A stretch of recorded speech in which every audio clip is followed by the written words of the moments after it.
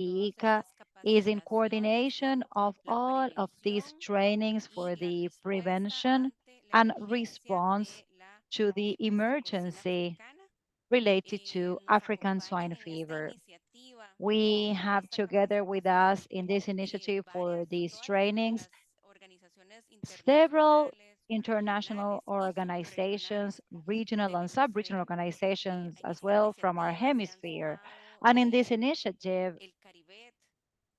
we have included Caribet, CAPSA, WOAH, CBP, FAO, OIRSA, USDA, COPEC, and as I said before, ICA is in coordination. I am Erica Calderon. I work at the ICA, and I am going to be moderating this session. We are going to have an excellent webinar that will be dealing with the diagnosis, but beyond diagnosis, also the requirements that we need to have in order to send samples to our reference laboratories. We are going to be having Canada's lab, Winnipeg's lab more precisely. We're going to be having the lab from Plum Island in the US. These are the reference labs for the region. And also going to be sharing the experiences. Well, also we will have the lab from Spain for sending suspected ASF samples. Moreover, we will hear about the project from the WOAH. And also, we will hear from a collaborating center, which is the Center for Genomic Monitoring of Viral Swine Diseases in the US, in Kansas. So we have very important topics for today's session, and I hope that you all stay here throughout the session. We're going to be discussing, as I said, several different topics. So thank you so much for being with us. Please remember that we are going to be broadcasting through social media, our social media in ICA. And also this meeting is being translated into English, Spanish, Portuguese, and French. So please select your language as you saw during the video. Also, please prepare your questions because at the end of this webinar, we will have a Q&A session. So we would like to invite you to write your questions in the chat. And as you already see on the chat, some people are writing their name and country. So if you can write that down, that would be great. Name, country, and institution so that we can have a record, keep a record of everyone who participated here, because these webinars have had participation from the public and the private sector as well. So we would like to keep track of the participants. So without further ado,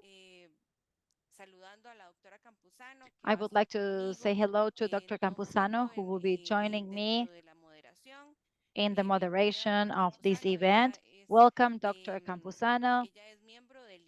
She's a member of the ICA. She works at Mexico's office. So with that, I will now introduce the first presentation. Today's first presentation will be done by Dr. Alicia Otto, and she will talk about the offer or procedures for sending suspected ASF samples to the Plum Island Reference Lab in the US. Before giving the floor to Dr. Alicia, let me tell you a little bit about her experience. She is a vet in the diagnosis sector in the lab of foreign animals at the National Installation of Bio and Agrodefense in Manhattan, Kansas.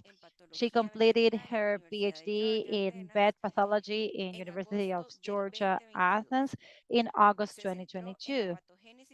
She focused on the early pathogenesis of virus 2 of the rabbit disease using the new hybridation in situ of ARN. And before her PhD, she was an official in the Army in the US for 8 years. And she went with assignments at Fort Bragg, NC, Osan, South Korea, and Fort Jackson. Before her time in the Army, she earned her DVM at Michigan State University in 2010. She has a passion for veterinary pathology, teaching, and training, and believes stewardship of the profession is one of the most important things we can do. She enjoys reading, gardening, crafting, and video games, as well as spending time with her human family, as well as 2 dogs, 5 cats, and 9 chickens. So with that, Doctor, I'd like to give you the floor so that you can start with your presentation. Thank you very much. You have the floor.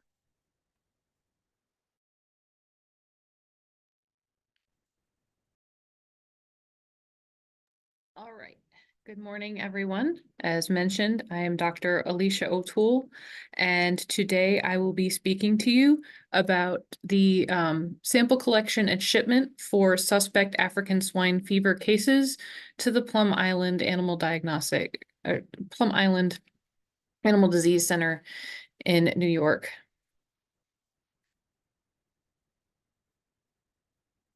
So this is something that's probably going to be review for most of you, but I would like to go over a little bit about African swine fever virus, which is a hemorrhagic disease with a high mortality in pigs caused by the African swine fever of the ASFDiagnosis family.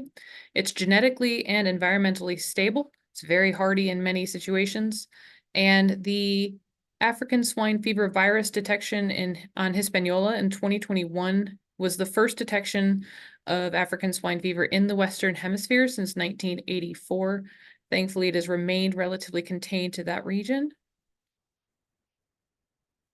So with African swine fever, the clinical history that may cause a suspect to arise, in your opinion, would be a relatively low morbidity early in the outbreak, but high mortality disease. First signs are generally hemorrhage of the skin, the gastrointestinal tract, or sites of trauma. With the paracute or acute form, you may notice sudden death in these pigs. Fever, lethargy, and inappetence are also prominent. For the high virulence strains, you may see high mortality approaching 100% of infected pigs, whereas newer low virulent strain can have chronic disease with low mortalities, where you may see abortions or basically a chronic version of the fever, lethargy, inappetence, vomiting, and a longer protracted disease course. So our necropsy findings that will again increase your index of suspicion for African swine fever include an enlarged friable or meaty spleen, dark red to black lymph nodes, primarily the gastrohepatic, mesenteric, or perirenal lymph nodes, renal petechiae or the turkey egg kidney appearance, intestinal hemorrhage, gallbladder edema, or reddened tonsils. Both lingual and palatine can be affected.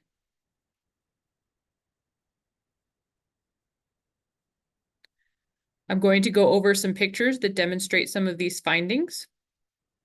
This is the meaty spleen that I was referring to. If you try to bend it in half, it will generally crack rather than being quite flexible, which a normal spleen would be.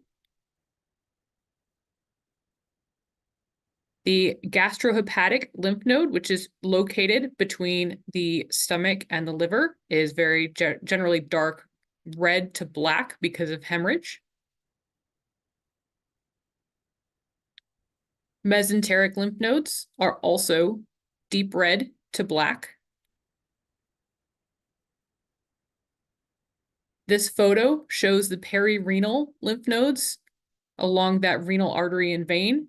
Usually they cross right along there. And actually in this picture, you can see the kidney on the right-hand side with those petechial hemorrhages, which gives it that turkey egg appearance. Segmental intestinal hemorrhage can also occur.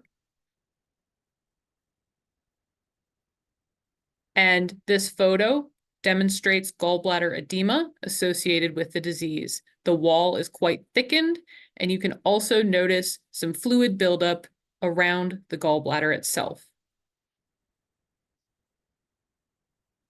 In this case, I'm demonstrating that the palatine tonsils can be quite reddened due to necrosis and hemorrhage. The lingual tonsils in a future picture will also demonstrate this.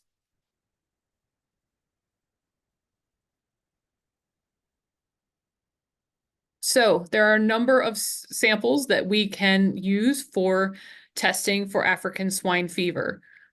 We utilize the National Animal Health Laboratory Network for much of our testing, and the samples that they utilize for the most part are similar to those that we utilize. They do initial testing for us, and if there is a non-negative or suspect, we do the confirmatory testing.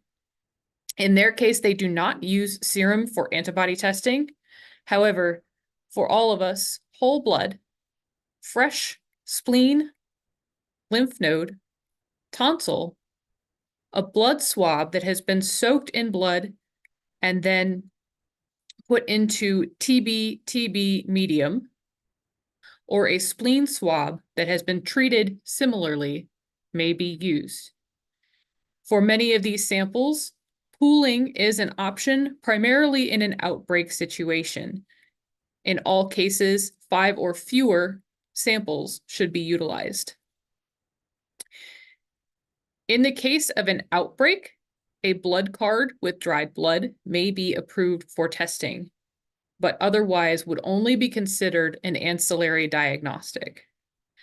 Oral fluids are not approved for any ASF testing, but may be used as ancillary screening, particularly in an outbreak situation.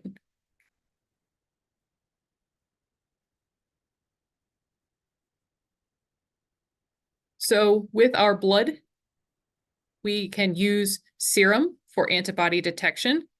And generally we would like a red top or what we call a tiger top with the red and gray, which has a serum separator gel. For viral detection, we utilize EDTA whole blood.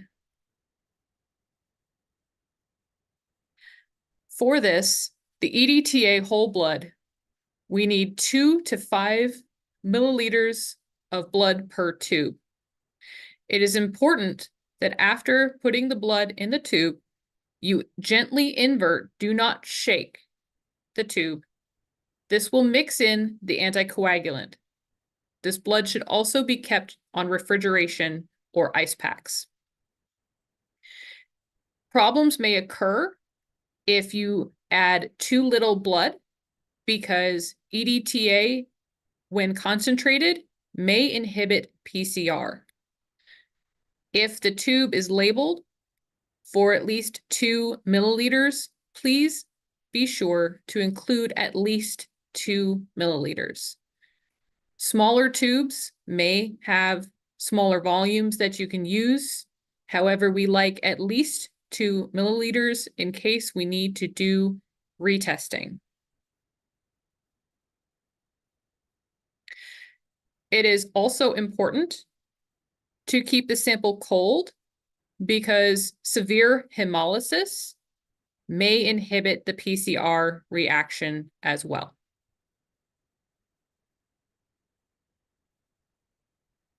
The red top tube utilized for serum can hold 5 to 10 milliliters of blood generally.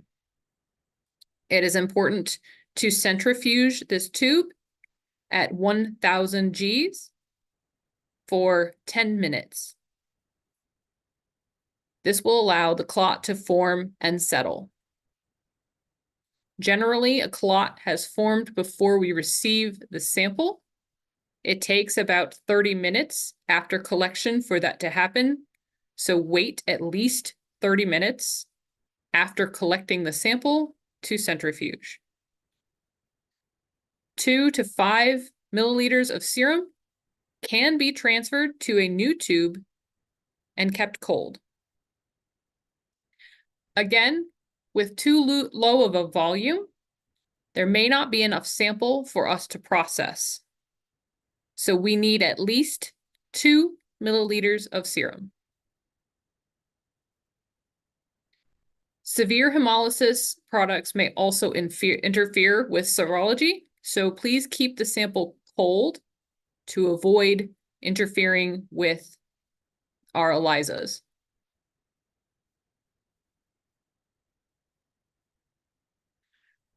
We may also use tissue samples that we homogenize for viral detection.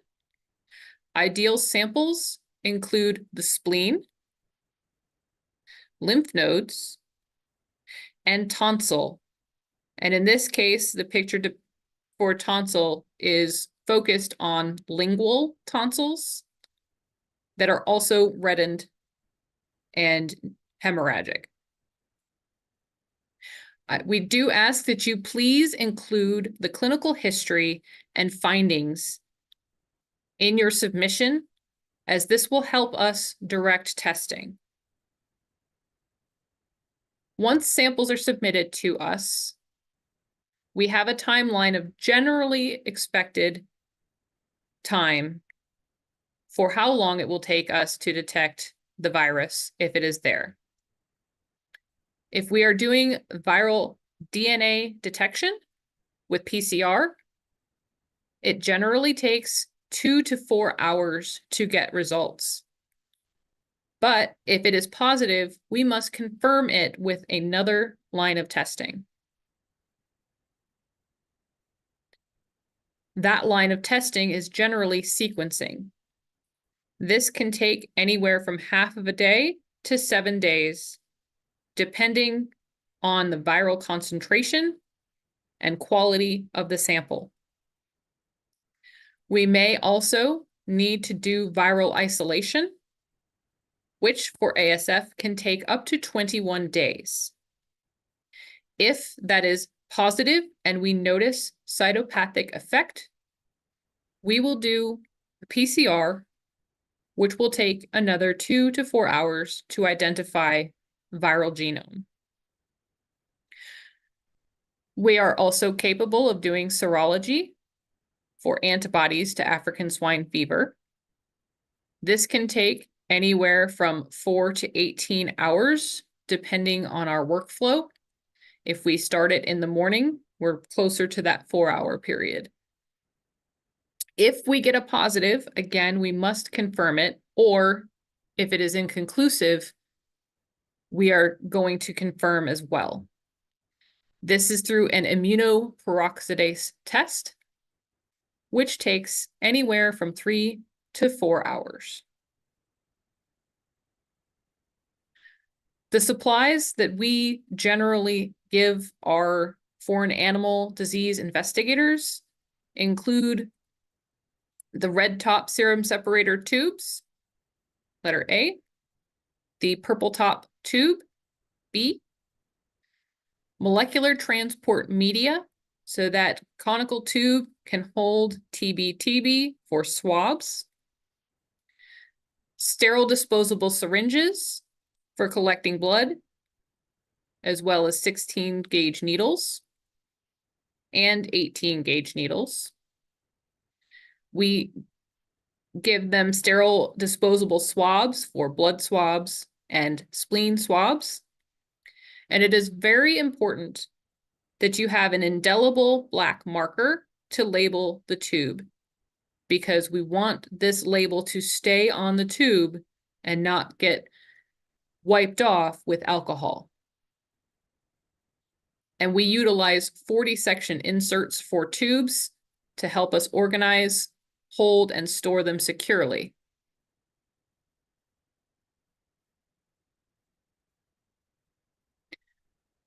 For shipment, we use ice packs, which are frozen and placed in the shipper box.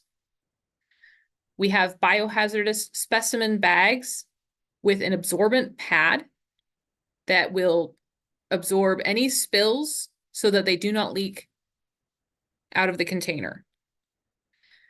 That is then placed in a biohazardous shipping envelope, which is sealed, placed in the shipping box, and foam padding placed on top to keep the contents from jostling. I will not belabor this slide, as I believe everyone here is either capable of collecting blood in a pig or have people that do this for them. But this is the general procedure from the collecting blood from the jugular vein of a pig. After you have collected the blood, the blood needs to be dispensed into red and purple top tubes. Again, gently invert the purple top tube to mix in the anticoagulant. After letting the red top sit for at least 30 minutes, you can centrifuge it at 1,000 Gs for 10 minutes and transfer the supernatant serum to a new tube. Again, it is important to use an indelible marker to label your tube, to include the animal and sample identification, the date you collected it, and any other relevant information that will still be legible. Those samples will go in a cooler with an ice or cold pack and transported to the laboratory with the sample collection documentation.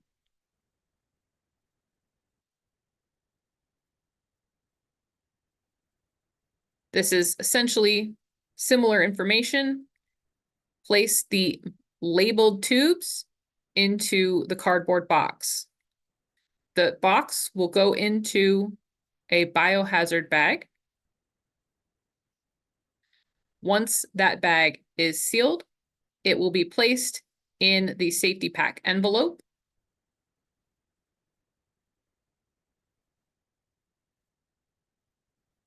That envelope will be placed in the insulated shipping box with ice packs, a foam insert, and then keep the shipping documents on top of the foam, not within the cooler container. This will help us keep those documents clean and legible. For our testing, again, we do PCR as our molecular assay, which will detect the genetic material, the P72 gene of the ASF virus. A positive result will mean that ASF virus was detected in that whole blood. We also do the serological assay, which detects antibodies to the surface proteins of the African swine fever virus, which is the P72 protein.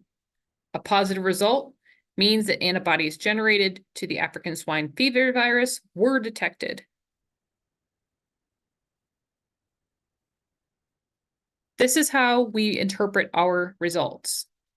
If ASF PCR was not detected and ASF ELISA was negative, we can conclude that there was no infection or exposure to the virus. If ASF is detected, but the ELISA is negative, this is considered a recent infection, and the animal has not yet had time to seroconvert. If PCR was not detected, but ELISA is positive, we consider that a past exposure or recovered animal.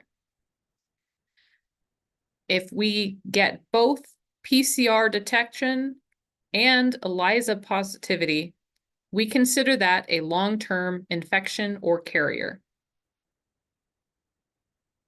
For receipt of international samples, we will always do a risk assessment. An import permit is required for shipment of biological materials to Plum Island, and that risk assessment is performed to evaluate the zoonotic risk, which will allow us to take appropriate safety measures when handling these materials. Materials will generally be shipped FedEx, but will come through the John F. Kennedy International Airport, and depending on the priority and how high the suspect is, we may use a courier to get it to us faster so that we can get results as soon as possible.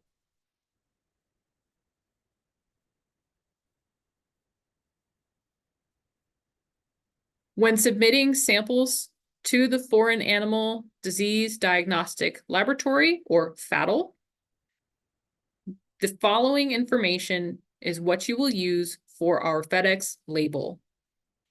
This presentation is recorded and will also have a PDF so that this information can be readily available to you.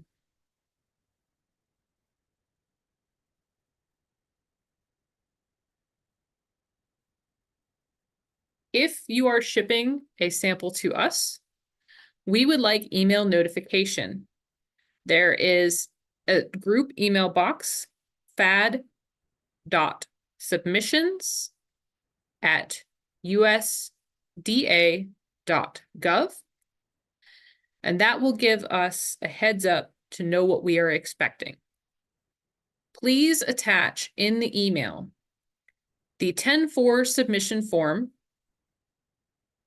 a spreadsheet containing sample information, the CVO letter requesting testing, as well as the import permit.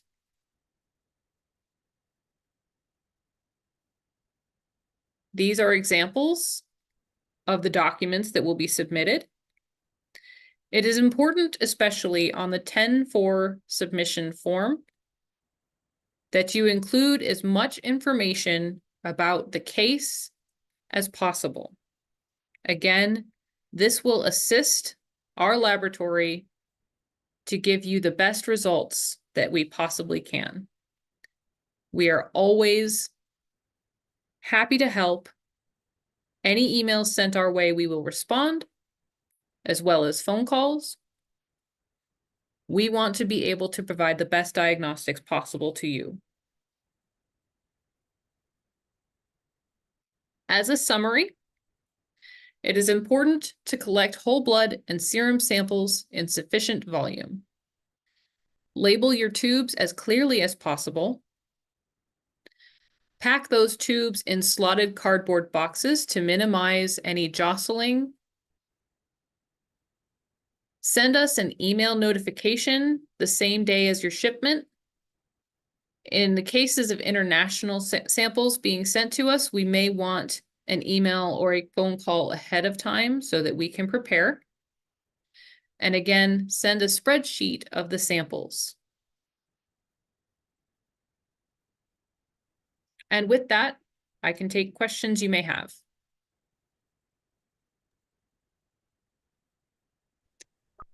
Muchísimas gracias, doctora Thank you Alice. so very much, Dr. Alicia. I think that we will leave us some time for Q&A at the end of the session, so we will then hear all of the presentations and we'll wait for people to ask their questions in the chat box. Thank you. It was very interesting. I want all of the participants to try to understand the goal of this webinar, that is to know about the reference laboratories offerings, what tests they carry out, but also to know how samples need to be shipped, right? Because all of our countries need to be aware about this, need to be prepared, and not wait to the very last minute to complete all the documents and requirements that we need to comply with.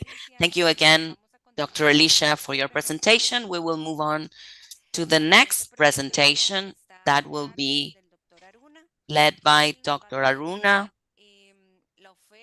Dr. Aruna will be telling us about the offerings and the services of the Winnipeg Laboratory in Canada. But before he begins, I would like to introduce him before he starts his presentation.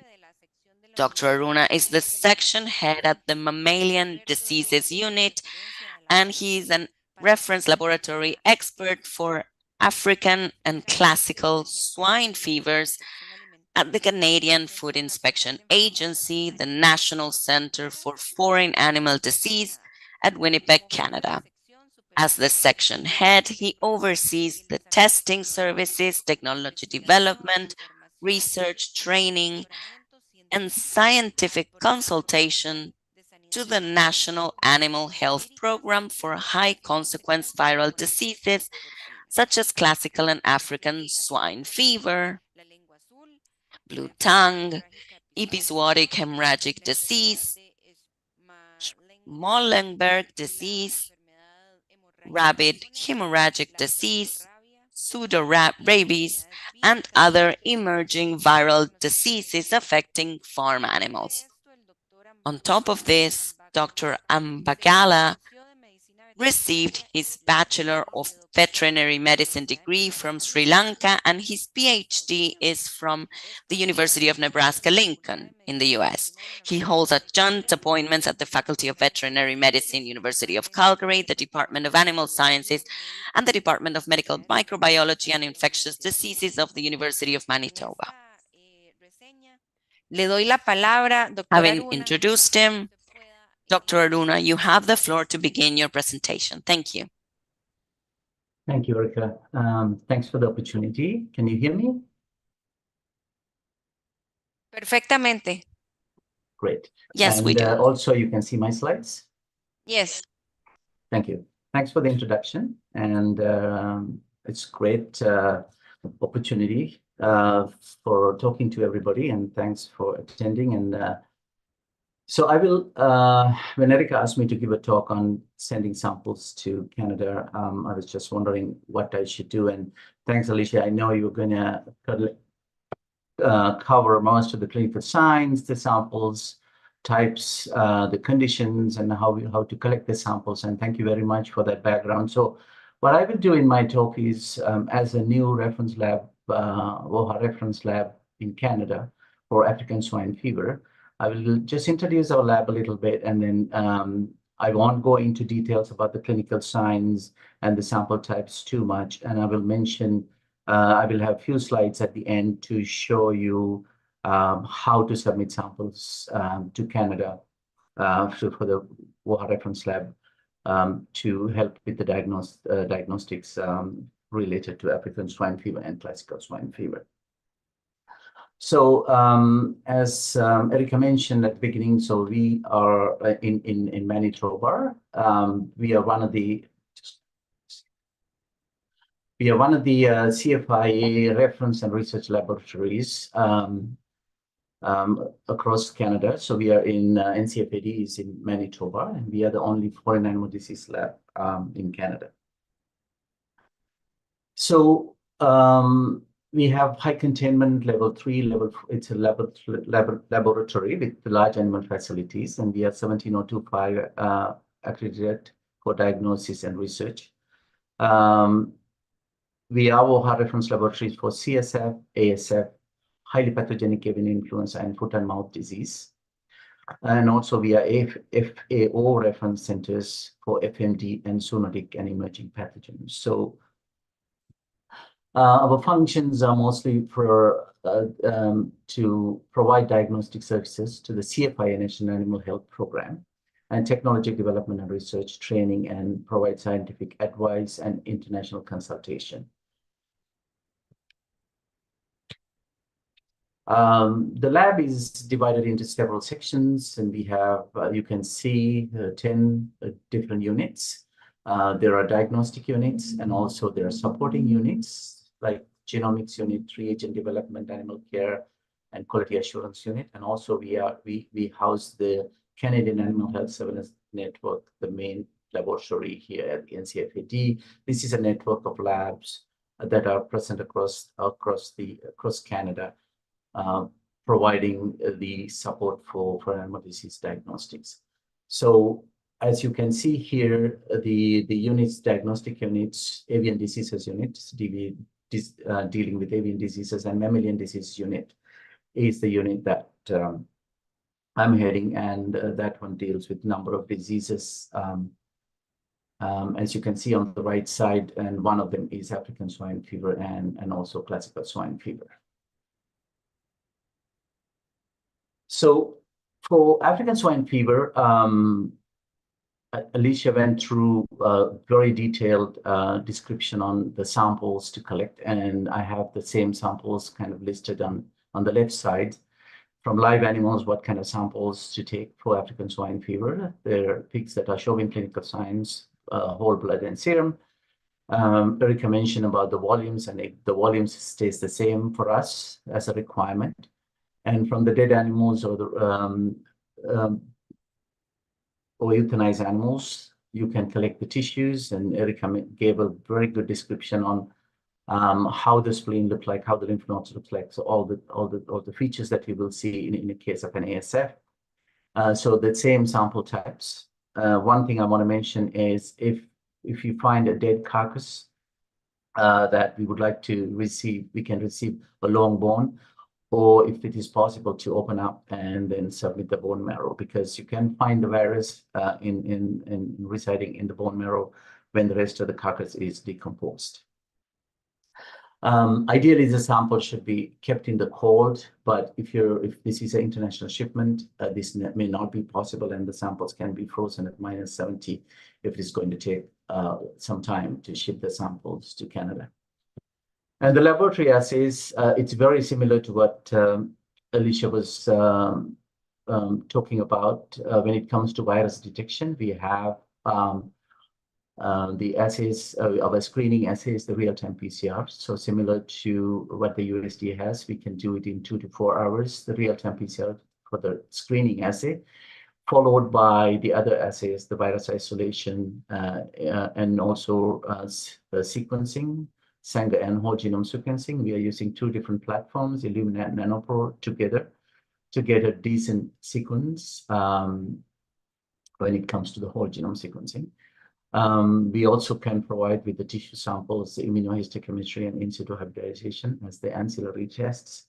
And then for serum samples that we receive, we will test using ELISA as the screening test for the presence of antibodies. We have 2 different assays that we use, one for ASF specific, the other one is for the CSF. And then for ASF, the confirmatory assay is IPT assay, immunoperoxidase assay.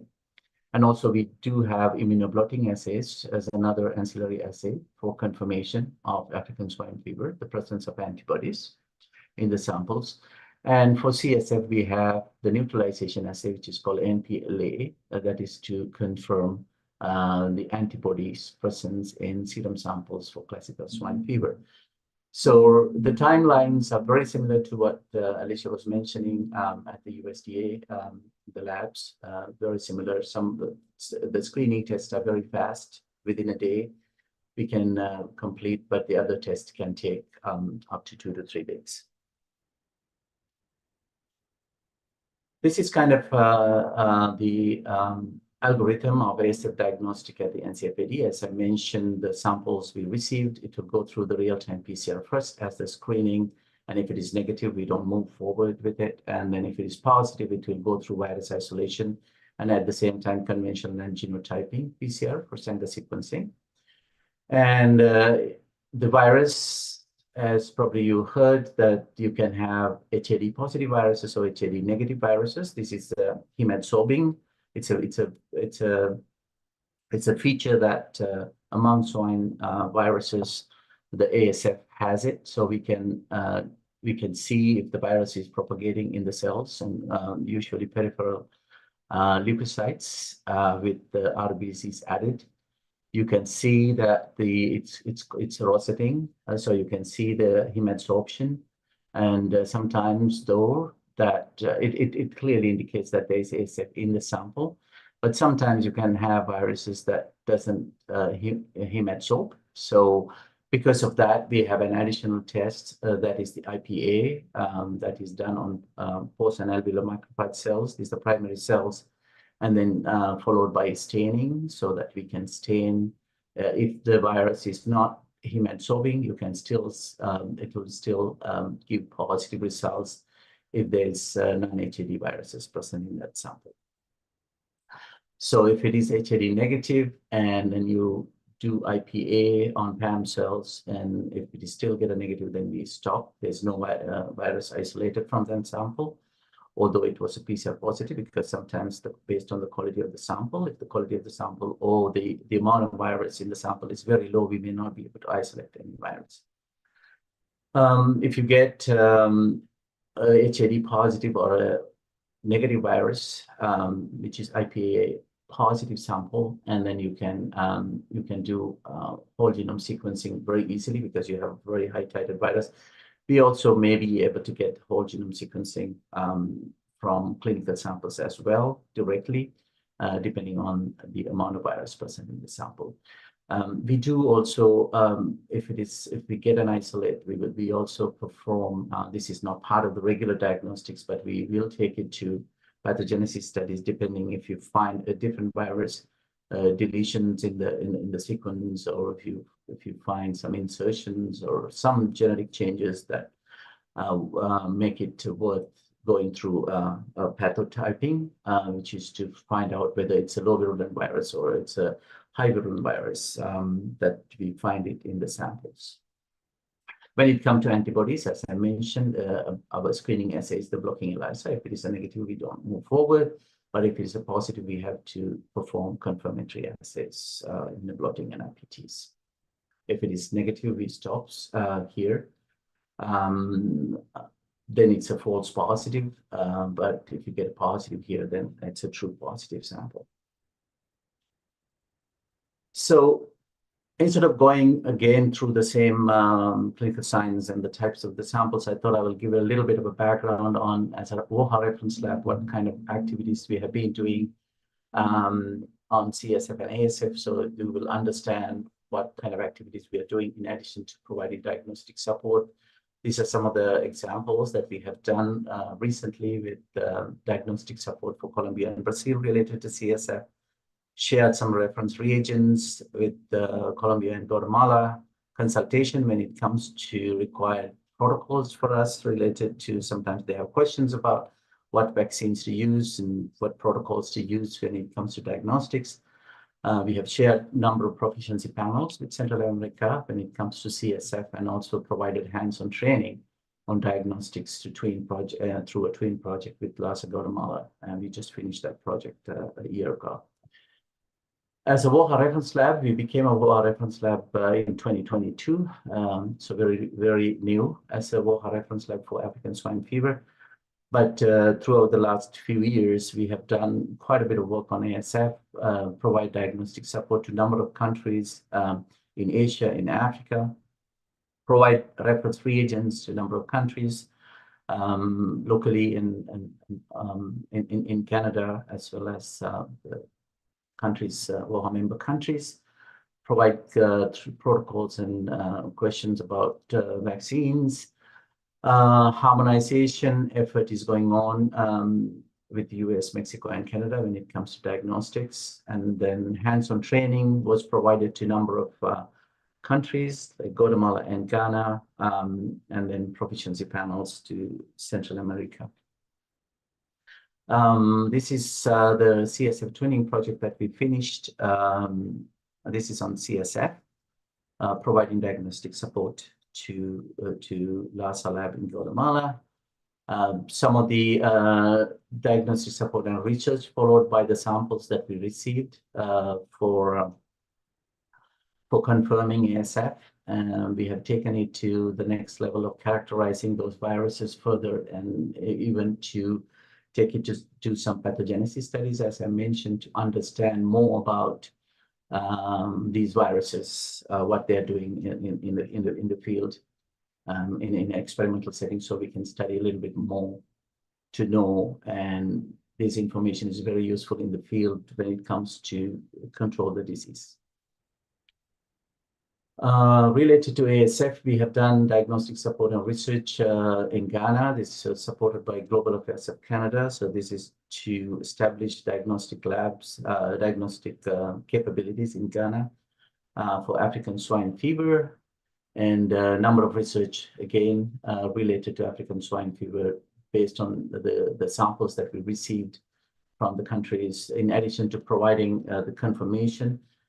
So these studies have provided them additional information related to the whole genome sequencing, and then the pathogenesis work, so that they have an understanding of how these viruses behave, expected to behave in the field.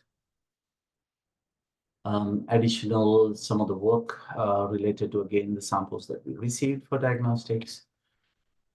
Shipping to NCFAD, we have to follow the guidelines. So these are the guidelines that we follow when the samples coming, and only the trained certified persons can handle or offer for transport of dangerous good, because they're subjected to penalties and imprisonment. And the courier should be reputable and experienced in transporting materials of this nature, and it's able to carry dry ice. Most of the times, samples that received, international samples, comes with dry ice, because sometimes it is difficult for us to predict how long it's going to take. Sometimes there are going to be delays. So we don't promote the shipping samples with on ice or ice packs, mostly unless there's guarantee that the samples can be shipped within 2 to 3 days, that the samples can arrive. Most of the samples that we received from Asia, they came in Asia and Africa. We made sure that the samples come in dry ice, because we don't want the samples to go bad during the shipment. Some of the couriers that we have used over the years, and for bringing the samples into NCFAD. When it comes to the documents, we have an import permit that we will provide to anybody who wants to ship the samples. So this import permit is a blanket import permit that we have. It is valid for any country, and any suspected samples for African swine fever, classical swine fever, or any other diseases listed in here, including foot and mouth disease, blue tongue. We have listed most of the FADs in here, so we can receive the samples. Every year we renew this import permit before it expires, so we can immediately provide the import permit. This is to receive the samples from our end. Regular required documents, the waybills, 3 copies, and itemized list of all contents, similar to what Alicia was referring to. So we need to know what all the contents and how much, what's the volumes, and what kind of, and then of course additional information related to the samples. Custom invoice, commercial invoice, and if the country is required an export permit, and that has to be included. And this is depending on the country, they may require an export permit to send the samples to Canada. And as I mentioned, we can provide very quickly the import permit that we have. It's valid for any country. For shipment of African swine fever, if a country has isolated the virus, and if you're going to send us cultures, isolated virus, for further characterization of the virus, Then it goes under category A, and you have to send it through UN 2900, infectious substance affecting animal only. So there are limitations to how the samples will come in. These are international standards that you have to follow. But if you're sending biological substances, so these are the samples, you can send them as category B, packaging. We prefer if the samples are shipped as under P620, but you can also use P650 as well if you want to send the samples to us. So you have to follow the regulations of sending these dangerous goods as mentioned in this slide. If you suspect ASF, and if you decide to send the samples to us for confirmation and characterization, for the characterization, you can directly contact our NCFAD and let us know that you have samples to ship, or if you want to make these arrangements before an outbreak happened, which I encourage you to do, and then find out like how you're going to get the export permit, what courier you're going to use for shipping the samples. So have all of these ready before you have a positive or suspected case in your country, so that we are in contact, and then you can immediately contact. You have an export permit ready to send, and then you have already identified the courier.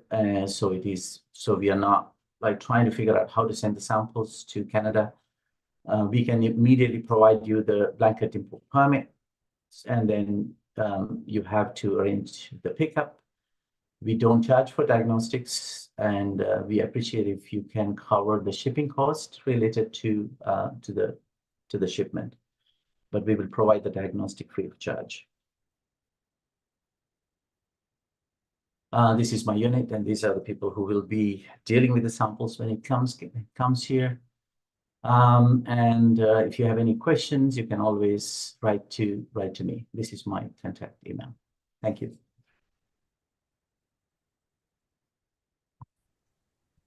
Muchísimas gracias, doctora Aruna. Yo creo Thank you so much, Dr. Aruna. I think that it's becoming more and more clear what is the goal for this webinar. I would like to thank you because I believe that all this information is very important for the region, for the hemisphere.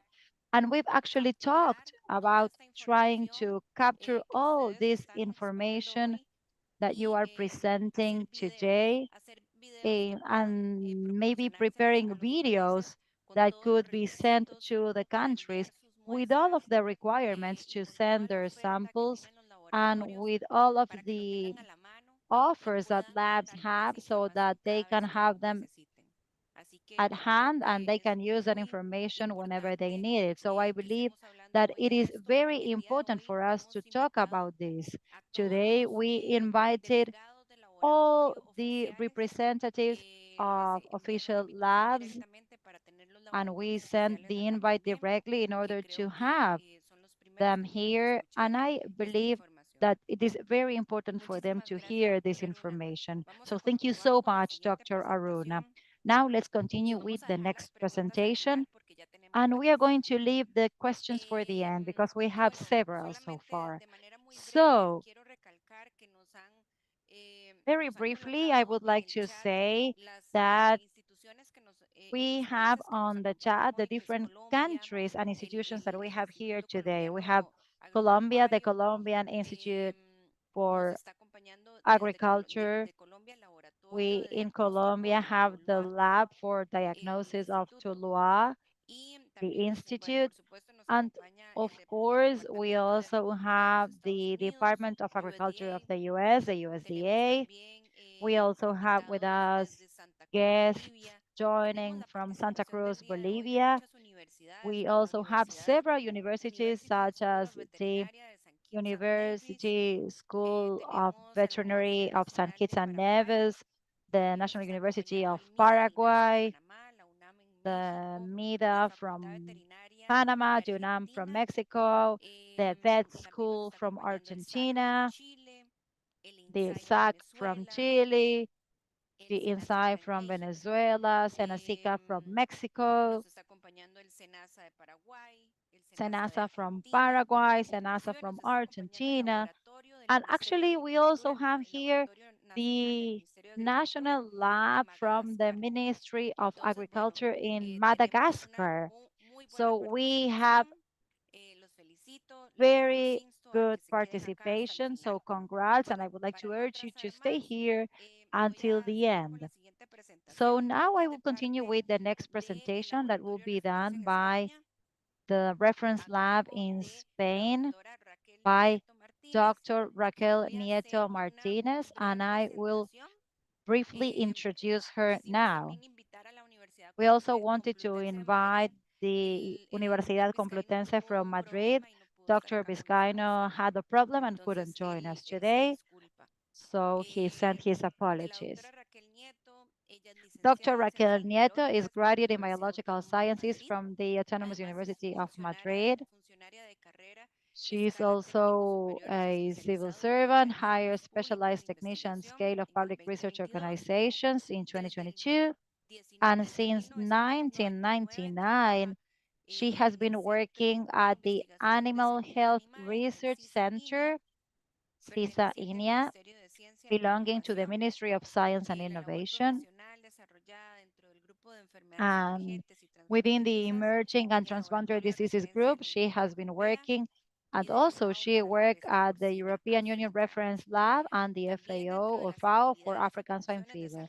Among the activities and functions developed as a reference lab, among others, she worked with the epidemiological research of viral diseases with interest in animal health, active participation in technical activities related to the implementation and maintenance of accreditation under ISO 17025 for diagnostic techniques of the European Union. She also worked with molecular characterization studies of ASF, viral isolates and production, evaluation and quality control of biological reagents for diagnosis of the disease. Also, she has had an active participation in the organization of PPA inter-laboratory trials at national and international level. Moreover, she has extensive experience in technology transfer and training activities at national and international level. So without further ado, Dr. Raquel, I'll give you the floor.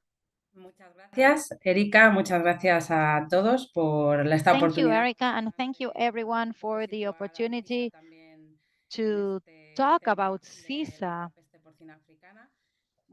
around the topic of ASF. My presentation is quite brief because, as Alicia and Aruna mentioned, I would be repeating myself if I go into very much detail. So we are located in Valdeolmos, which is a small town next to Madrid. We are a reference center for the FAO for ASF, and also we are a European reference lab. We've been a FAO reference lab since 2013, and for the European Union for ASF since 2002.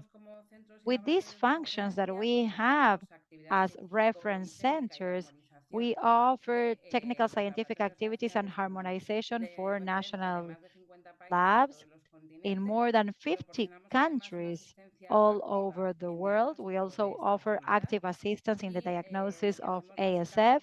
And what we do mainly is confirmation diagnosis of primary and secondary outbreaks, viral isolation and molecular and biological characterization of viral isolations in circulation. And also we offer support at the global level in terms of production and shipping of reagents for diagnosis to reference labs before or after a request, actually. Moreover, we also work with organizations such as the WOAH, ICA, the IAEA, GFTADS, etc.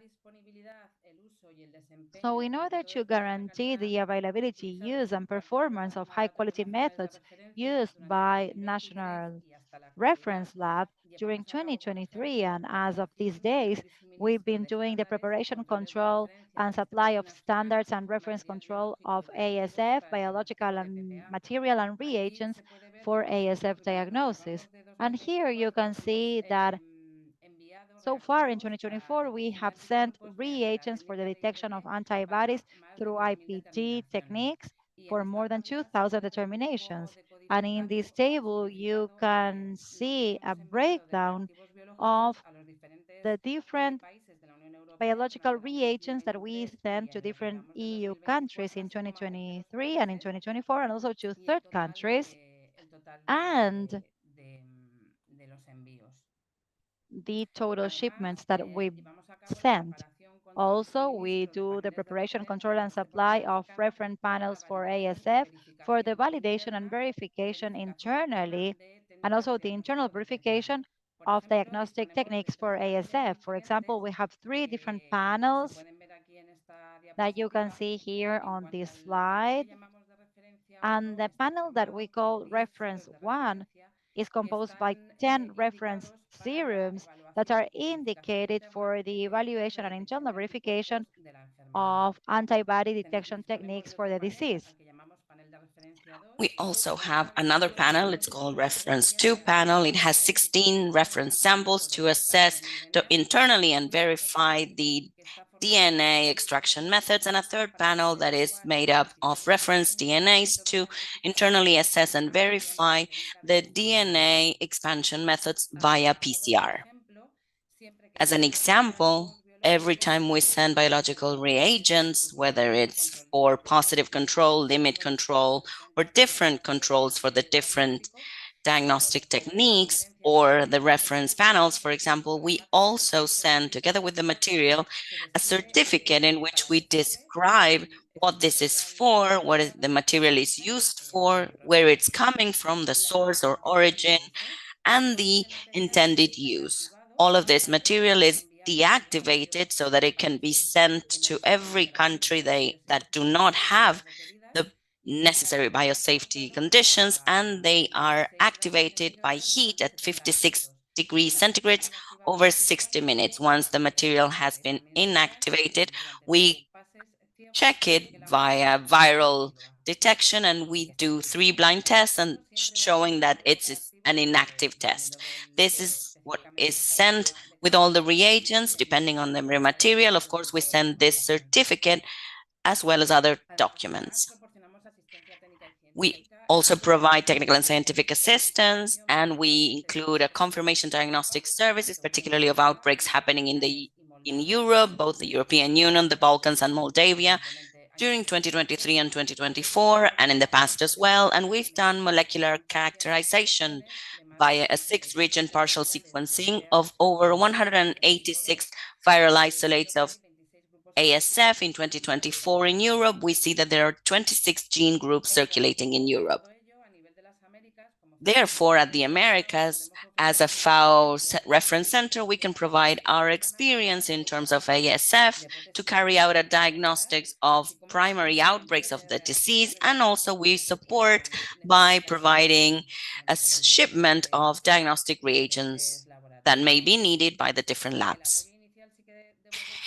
Our initial support, well, I need to say that this is a free of cost diagnostic, and as it's a FAO reference center, we can sample and we can deal with 50 samples a year, this can include any primary outbreak of any country in the Americas that is free of diseases. Shipping costs need to be borne by the country or the entity that is requesting a diagnosis. In the case of other studies, we have a price list for any other kind of studies and reagents that are necessary. It's currently being updated, and we will briefly and shortly show you the updated list. I will briefly introduce it later on so that you can see what the website is looking like at the moment and what you can find in there. And we also provide training courses for the reference national laboratories staff, and as well as for staff of other countries. And in the past few months, for example, in April, we carried out a training course in terms of ASF diagnosis. It was a 1-week course. We taught to technical staff of the Serbia, Croatia, and Austria national reference laboratories. And last October, we carried out a regional course on lab diagnostics of ASF together with the IAEA in Brazil and many different participants of the Ibero-Americas. As for our website, well, this is the website of the European Union Reference Laboratory on African swine fever. If you look it up right now on any browsers, you can find it, and you will actually see the one that is currently available online. But this one, the one that I'm showing you on the screen, is the new version that will be launched shortly. Pretty much by the end of the month, it will be the one you find. This is the new version of the European Union Reference Laboratory. It is a website with plenty of information. It is accurate information in there and plenty of information that may be useful to you if you have to diagnose African swine fever. We also have a video simulation on ASF suspicion. It is a very explanatory video. It's in English currently, but it will be soon published in Spanish as well. We also have another 2 videos. One is an ASF pathology video, and another one is a post-mortem examination of pigs that have or are infected with ASFV. These are very interesting videos, and I'm sure that they will be very useful for you. We have published for free, of course, the different standard operating procedures, the SOPs, the normalized working procedures for ASF diagnosis from the sample processing when they get to the lab. Then we go through genome detection, antibody detection techniques, production of the reagents, and so on. And we have the SOPs in English on the website, but it's easy for you to get in touch with us whenever you need to. And if you have questions, you can get in touch with us, or you can actually request the SOPs in Spanish. You can write to fao.asf@inia.csic.es, and we will gladly send any kind of information that you may need. As you see, my presentation is short, but the truth is, when it comes to shipping samples, Aruna has already explained the procedure, and it is true that we need to always maintain the samples refrigerated, cooled. It's important for couriers to ensure a provision of dry ice, if possible. Otherwise, the samples need to be refrigerated on a door-to-door service, for example. That would be so much better. But also, we have a biological safety department, and they deal with the documents, the shipping documents. So should you need anything from them, we will clearly assist you however we can. That's it from me. Thank you so much, and we're available for whatever you need. Thank you so much, Raquel. Creo que toda esta información es I think that all of this information is extremely valuable because you are a reference laboratory, so you will be a part of this team of labs that are waiting and available should there be a positive diagnosis. Erica, if I may, I wanted to add something. I think you said that when you introduced me.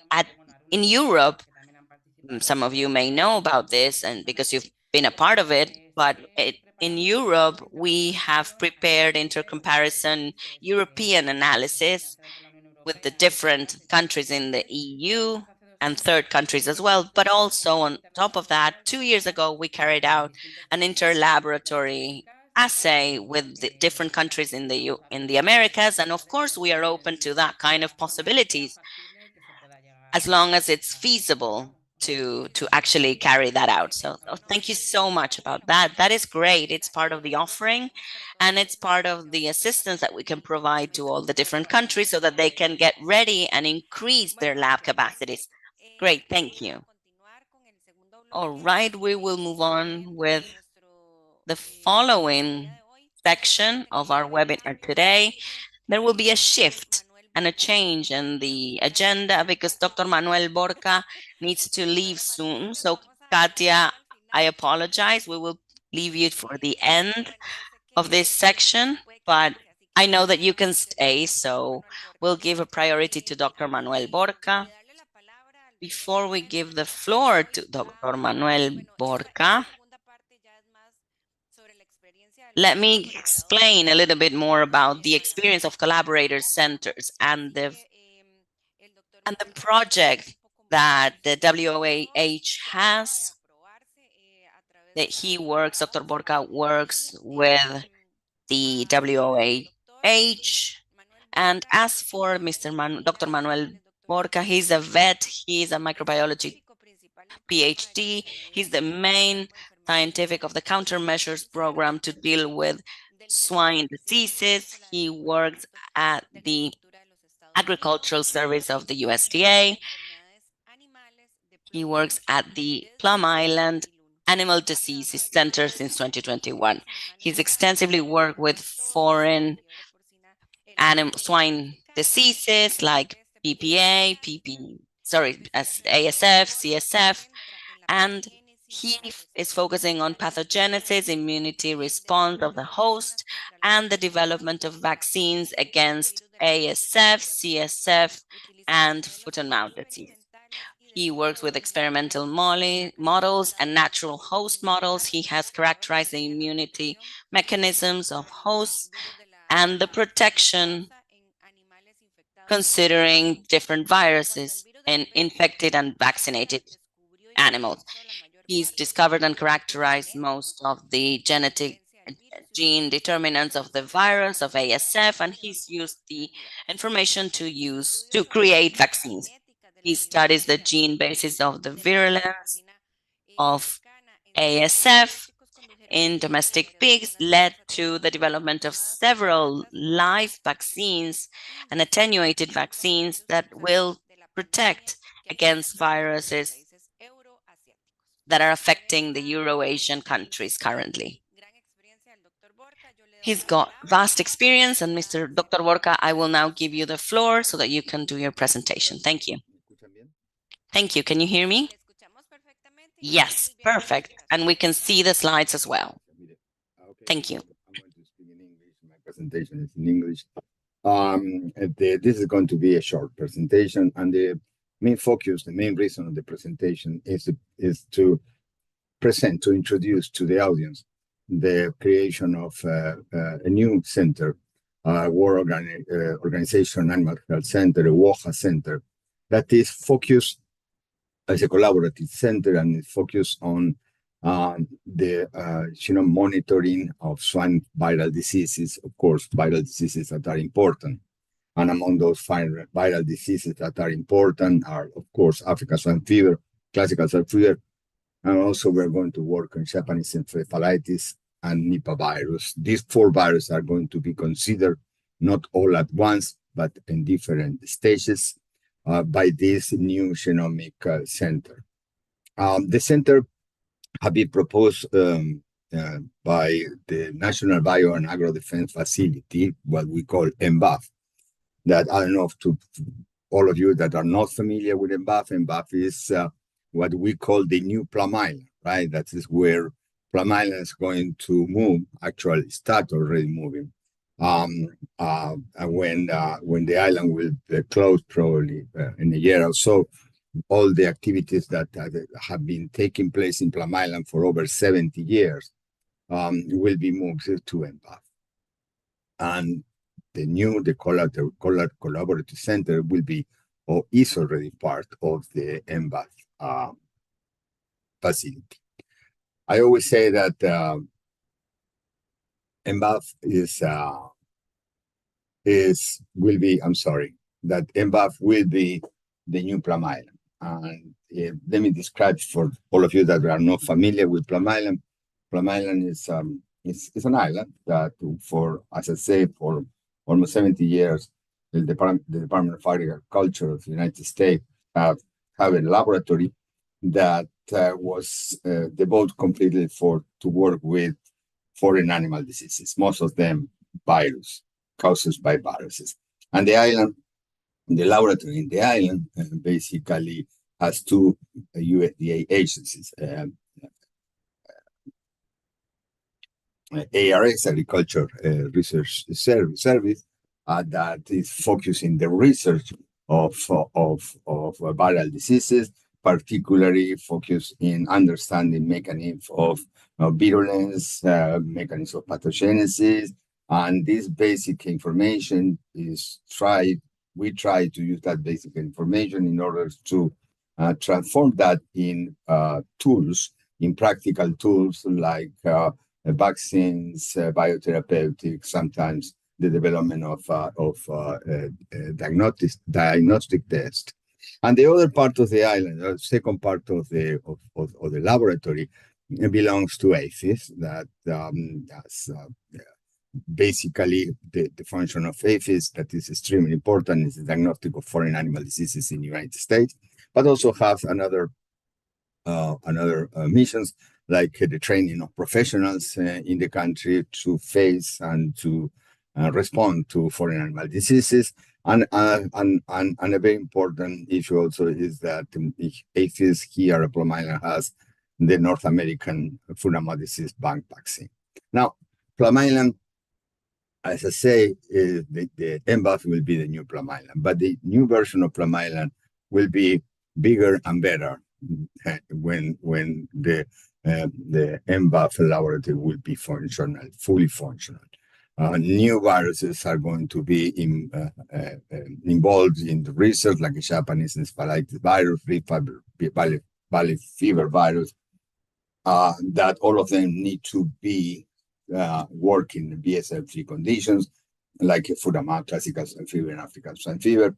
But also, the MBAF laboratory will expand capability, and it will be one of the few laboratories that contains a BSL-4 facility, a BSL-4 facility, a laboratory and animal rooms to work with virus in BSL-4 level that will allow MBAF to work with zoonotic diseases. Finally, also MBAF will have what is a new additional section that is the biological development module.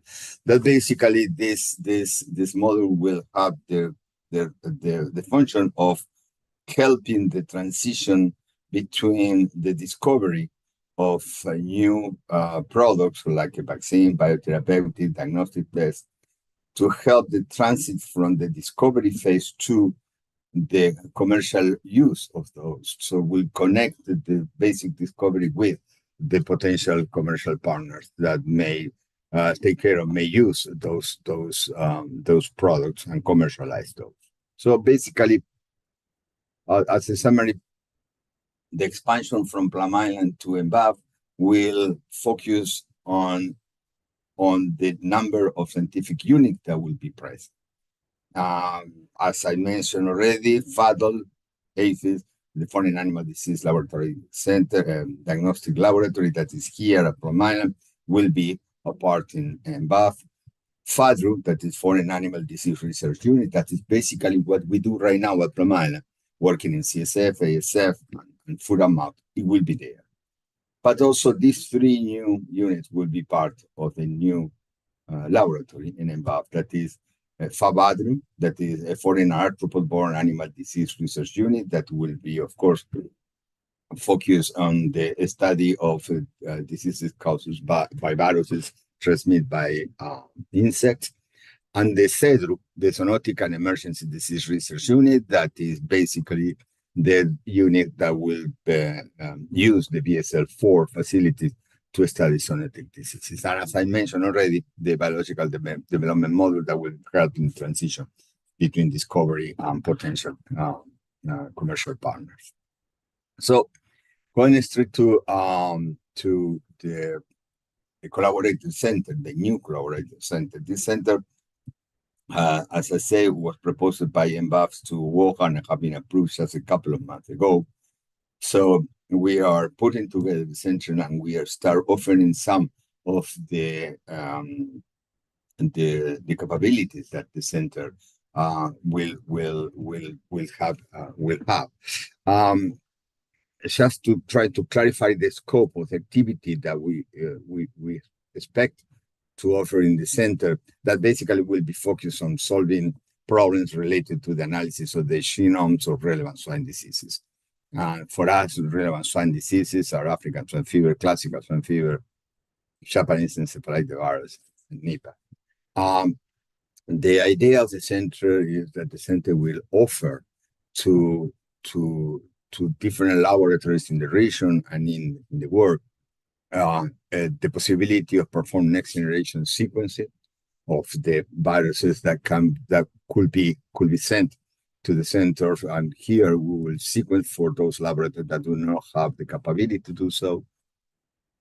It will establish bioinformatics pipelines and standardize and create reliable pipeline. Means we expected to offer for those laboratories that can have certain capability of sequencing, partially or full sequencing, this virus, but it lacks the ability, the possibility of processing that information.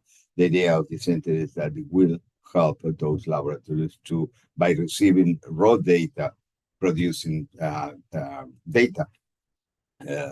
information that the laboratories can use directly from the center. So it will be provided consistent data analysis, annotation, classification, or for the relevant foreign swine viral diseases.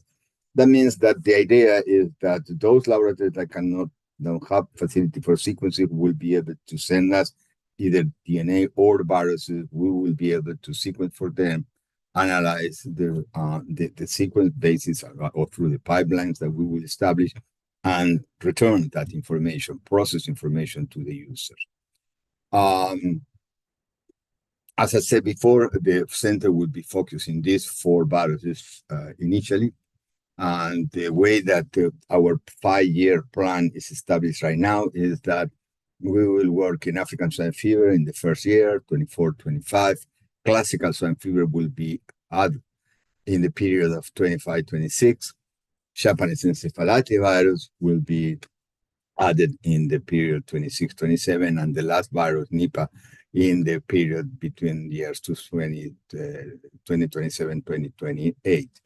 The 5th year of the plan, as it is at this point, it will look for potential new target diseases that may be important to be considered. If we go to the analyzing the little data to give an idea of what will be the year 1 in African swine fever, the original idea of this center was created based on gap analysis of GARA. I don't know, for those that you are not familiar with GARA, GARA is a Global African Swine Fever Research Alliance, an organization that gathers scientists around the world that are working in doing research in different aspects of African swine fever.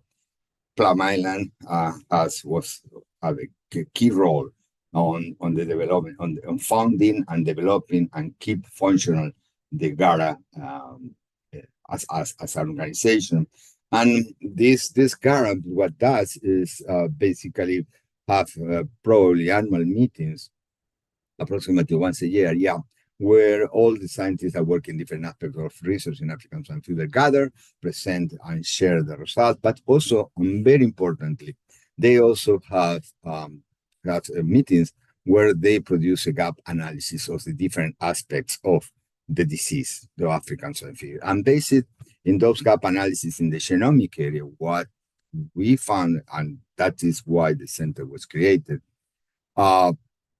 it was detected that there were many laboratories in outbreak or endemic area that didn't have or have little insufficient sequencing capability.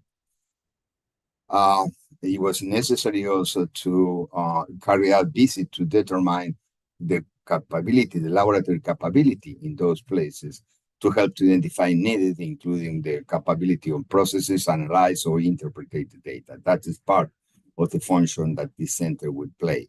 It will also identify laboratories capable to receive samples from other locations like Plum Island or Embat will do in the future to receive those samples, as I mentioned before, where we will be able, or we will try to analyze or do the sequence or analyze the sequence of data provided by those laboratories that have limited capability to go from the basic sequence to the full analysis of the sequence, and develop actually offer training in sample connection, sample shipment, DNA extraction. That would be also part of the center, and basically provide tools to standardize genome analysis and classification of African swine fever. And that is what we believe it will be extraordinarily important, because is, as I said before, we know that there are many laboratories that cannot sequence, or if they can sequence, they cannot analyze by themselves. And the idea of the center is to provide that capability. We have done basically, as I said at the very beginning, our laboratories mainly focused on trying to understand mechanisms of virulence and immune response against disease, vaccine development. And we have worked a little bit also in diagnostic tests, the development of diagnostic tests. But lately we're very interested in start reassessing the way that the African swine fever genomes have been classified. As probably many of you know, and this is an example of what we are trying to do with this center. Typically, based on the analysis of one protein, in this case P72, most of the laboratories in the world have classified has genotyping African swine fever in up to 24 different genotypes. When we've analyzed the available data of those P72 sequence from all these different genotypes, we realized that probably due to problems in the sequences, so probably, and not having a very clear pattern of analyzing the sequence of the P72, when we did it in a way that using an algorithm that we developed, we find out that only 6 different P72 groups are actually developed. Of course, this is and we publish our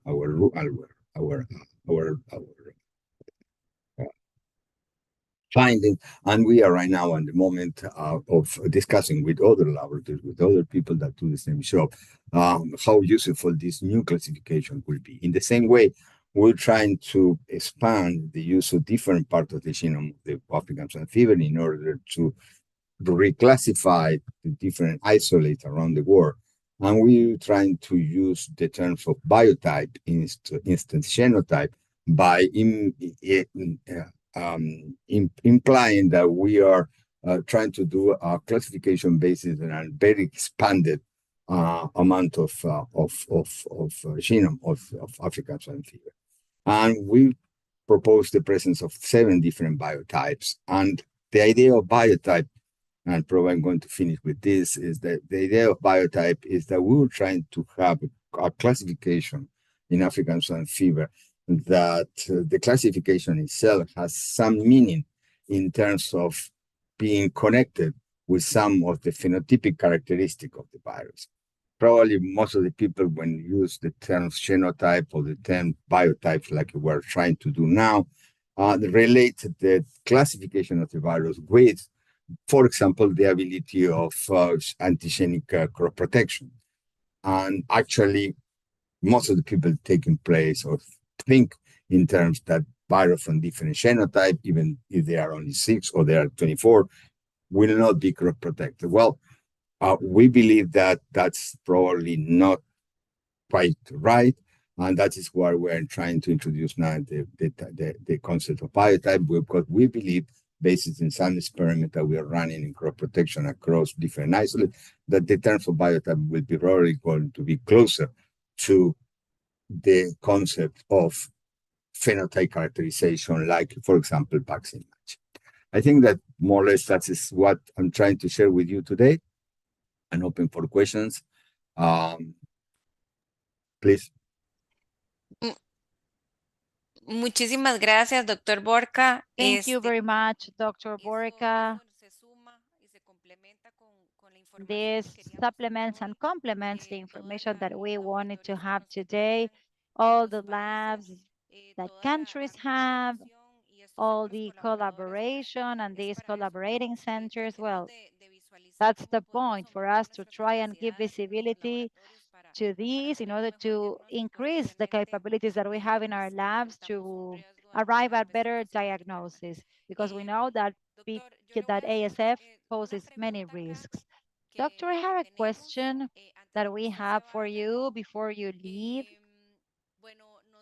And we received a comment by Rodrigo Brito from the Federal Lab in Brazil, and he says that he would like to know if the PCR equipment can be installed outside the high or maximum biocontainment area, or is it highly recommended that it be within this area? Can we consider it safe to remove inactivated samples from the biocontainment area, the high or maximum biocontainment area, through a pass through with chemical disinfection to carry out the PCR outside the high maximum biocontainment area? Please go ahead. I will probably defer the answer of this question for somebody that has much more experience working specifically in these issues, like my friend Aruna Magala. I don't know if Aruna is still there. I think that he probably will be much able to answer, because this is a very specific technical question regarding manipulation of samples. Yeah, thanks, Manuel. So to answer the question, Erika, can you hear me? Yes. Yes, okay, good. Yeah, so it is possible to do it, but you have to do a risk assessment in the laboratory that you are doing this, because when we are working with the biosafety level 4 pathogens, sometimes we do take out the extracted nucleic acids out of the level 4 into level 3 or level 2 for testing. It is doable, provided that the method that you're using completely inactivates the virus that you're working with. But it's an assessment that each laboratory has to do, and be able to an approval from the biosafety officer and the management from the lab to be able to do that. But it is possible, because generally, once you extract the DNA from African swine fever virus, it's not infectious, so you can take it out. But again, as I said, it is a procedure that has to be approved and validated, because there are certain extraction methods may not completely inactivate the virus. So it depends on how you inactivate and how you take it out. There are methods to take it out, because you can have contaminated surfaces. The tube may be contaminated. So we have the dunking system where it goes through, the tube goes through some chemicals, so that if there's anything outside, is inactivated. So that's what I'm saying. It's possible to have your PCR machines outside and your live virus in a different location, and the DNA can be taken out. But after doing a risk assessment and the protocol is approved through the biosafety committee in your institute and also from the management. Thank you. Thank you, Aruna.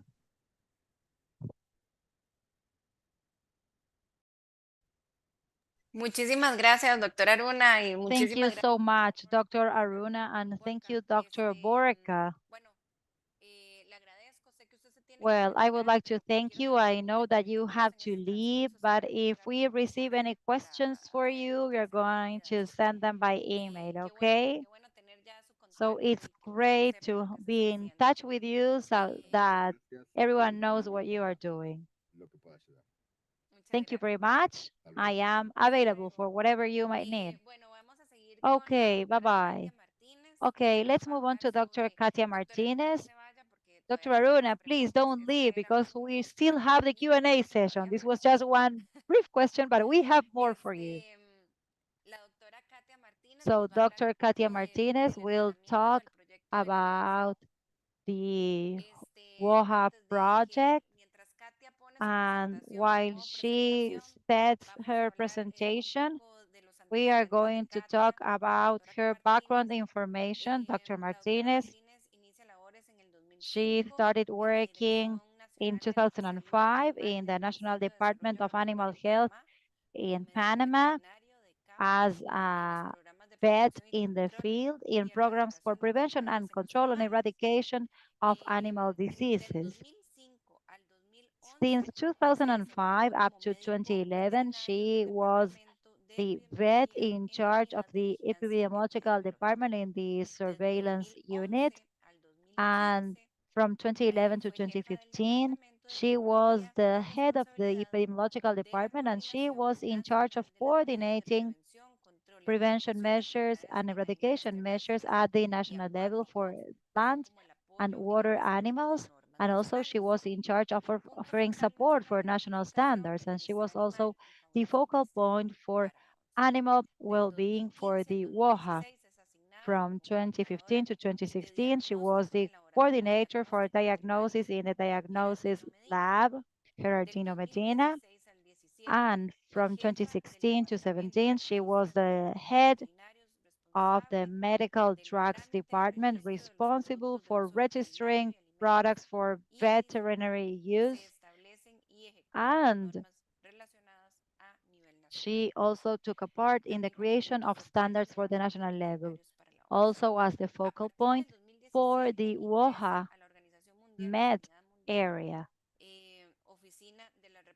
She joined the WOAH in Central America as technical assistant, and in 2020, she became the sub-regional representative of the WOAH for Central America and the Caribbean.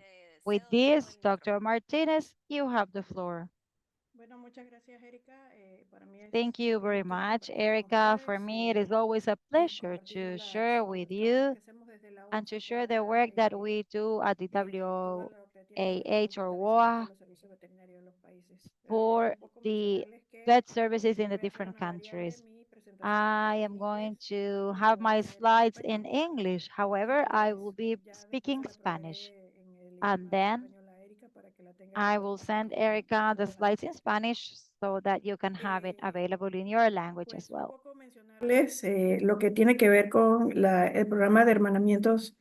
So in terms of the training program for the WOAH, this program was created in 2006, and this program directly supports the strategy of the WOAH aimed at the world capacity to prevent, detect, and control diseases through the strengthening of the network's capabilities.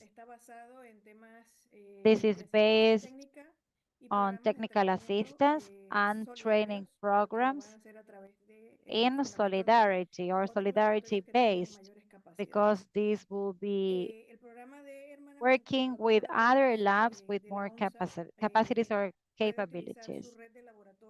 This program can use its lab network, both collaborating centers and reference centers. I would explain how they work later on. And in this case, they will be called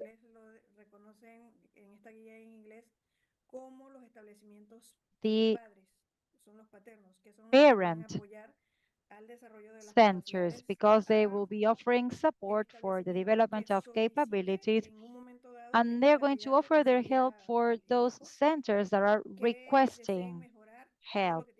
And those labs requesting help are those that would like to improve their scientific experience. So what is the main goal of this program? Well, to strengthen the capabilities of regional and national labs and to do whatever it takes so that some candidates can become reference labs or collaborating centers for the organization in order to benefit their country or region. These projects offer mutual advantages for parent organizations and for candidates as well.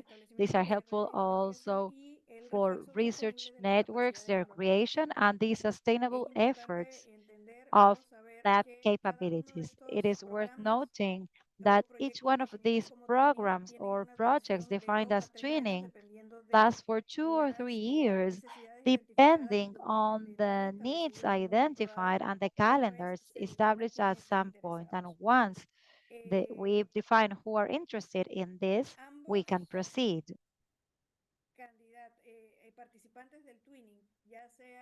The twinning participants, both reference labs, parents, or sons, they should follow the structure of a national delegate that must be identified at the WOAH, and also the lab directors shall be involved because they are going to be the ones following up the development of the project in their country.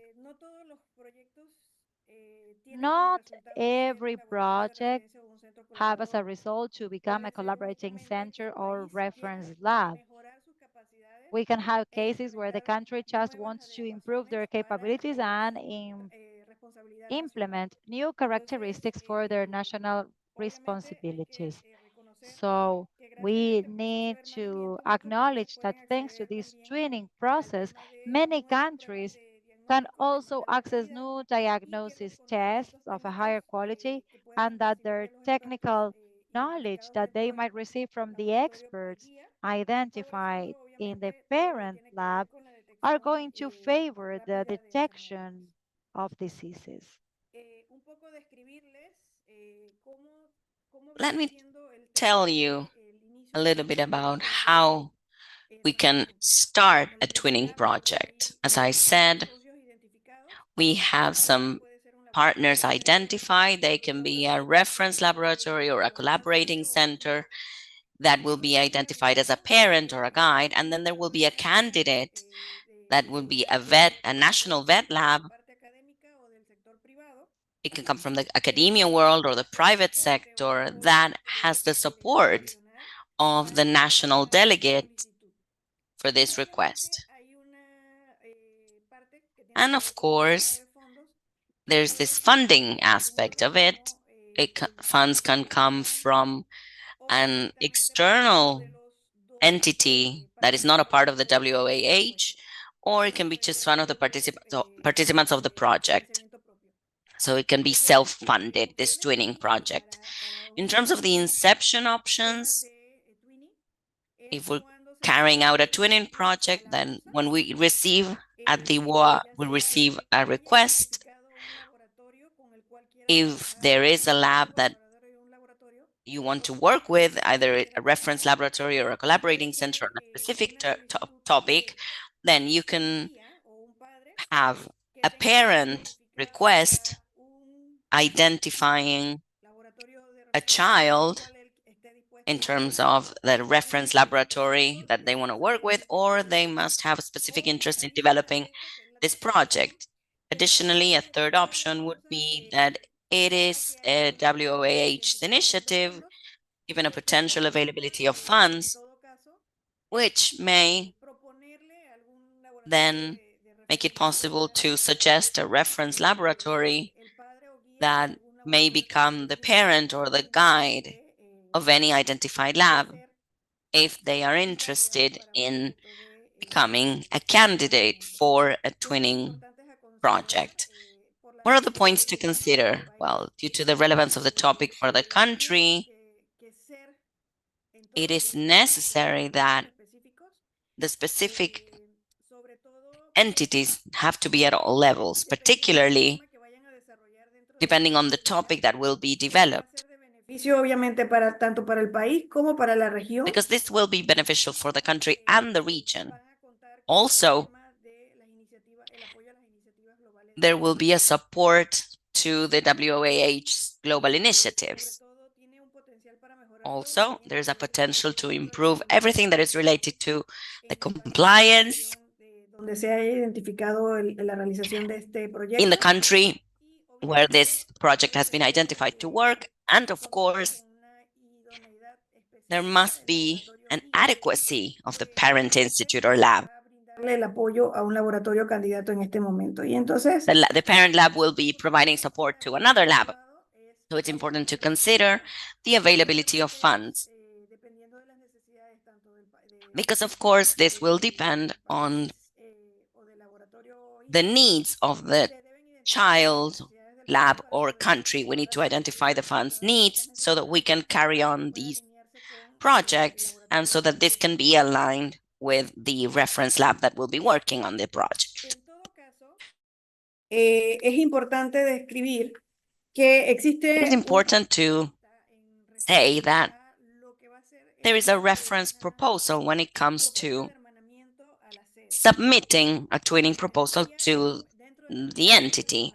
As I said, one of the first things that needs to be agreed upon is identifying whether there is a reference laboratory that you want to work on in your own country.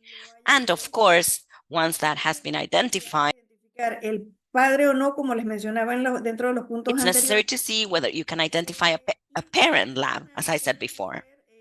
Additionally, the WOAH may assist you if you identify a lab in your country, but if you haven't been able to identify a parent lab, then the WOAH can assist you in identifying that and then carry out the twinning project to support you.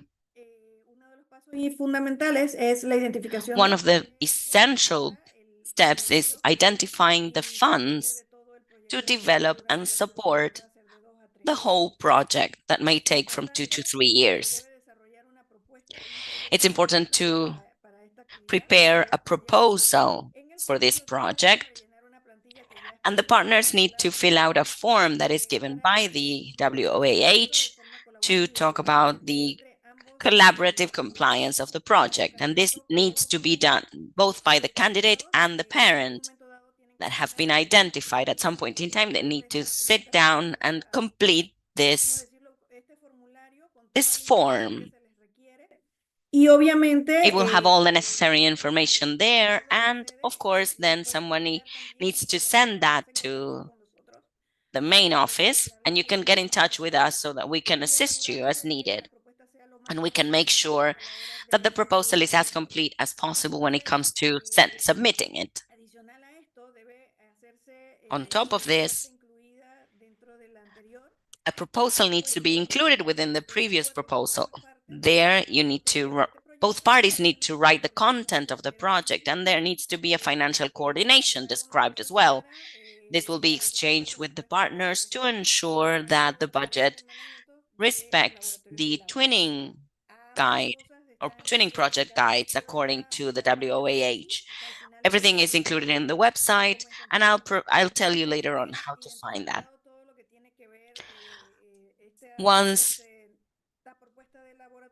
this lab proposal has been identified, then you will prepare a dossier with the presentation of everything that is related to submission before the Biological Standards Commission. Then the budget will be analyzed, and if the WOAH approves it, it can be submitted before this Biological Standards Commission. They meet twice a year in February and September. So the submissions need to be made before February and September so that they can analyze this in due time. And this has to be then, of course, analyzed by the WOAH technical team.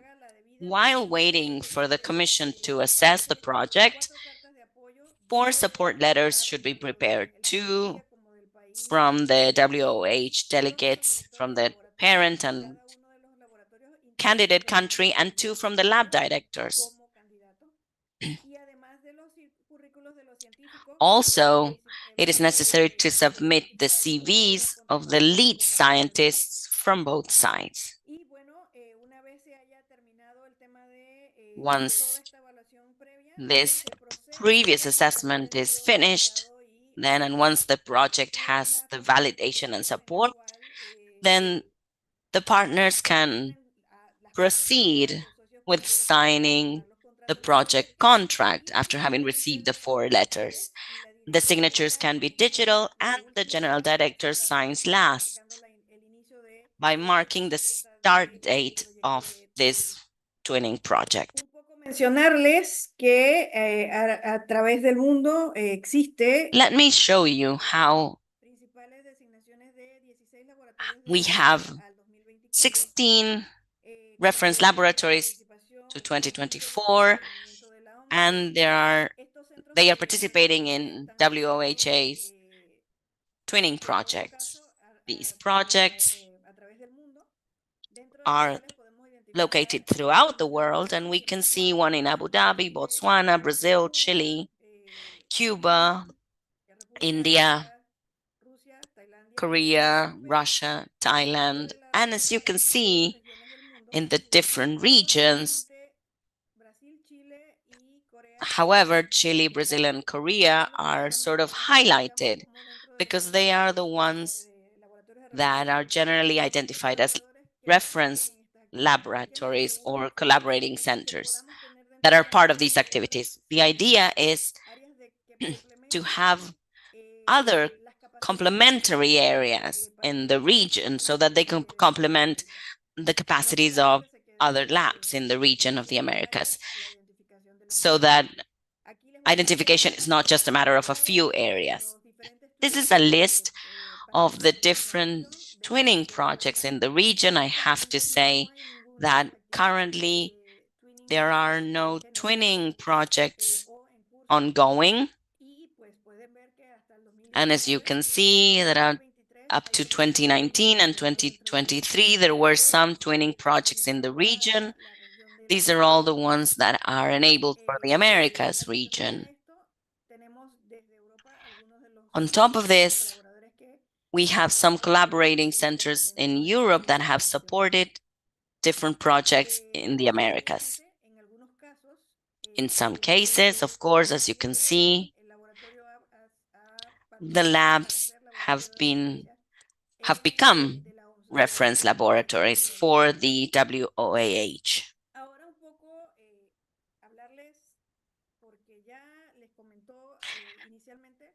As it was initially mentioned, you've heard about the reference laboratories before my presentation, and each of the speakers have told you about the general requirements for you to be able to have access to the services that they provide to the regional countries. So I just want to tell you that both the reference centers, and this is just a general comment, okay?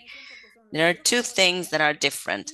The collaborating centers and the reference centers or laboratories are different. I'll show you now what I mean. However, it is quite similar in their operations. What are the general characteristics of a reference laboratory? Well, reference laboratories are designated to pursue all the scientific and technical problems related to a specific disease. The reference laboratories are appointed in order to explore all of the problems related to a disease, and the responsible reference point should be a known researcher or investigator that is active on the field, so that the reference lab can contribute with their technical and scientific assistance, as well as with working with the topics on how to control the disease.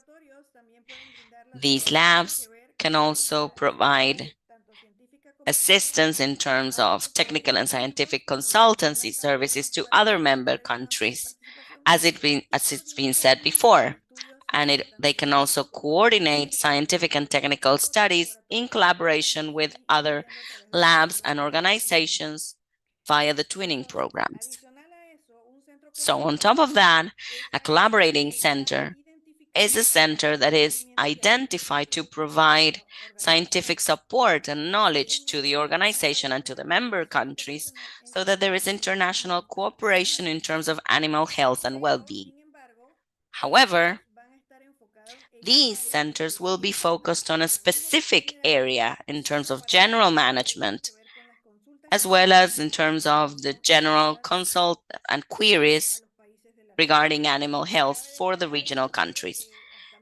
I have to say that until May 2024, that was after the last general sessions, as I said before, there are 16 additional candidates, and we have now a total of 209 experts at the reference laboratories, a total of 350 reference centers, including 274 for reference labs and 73 for collaborating centers.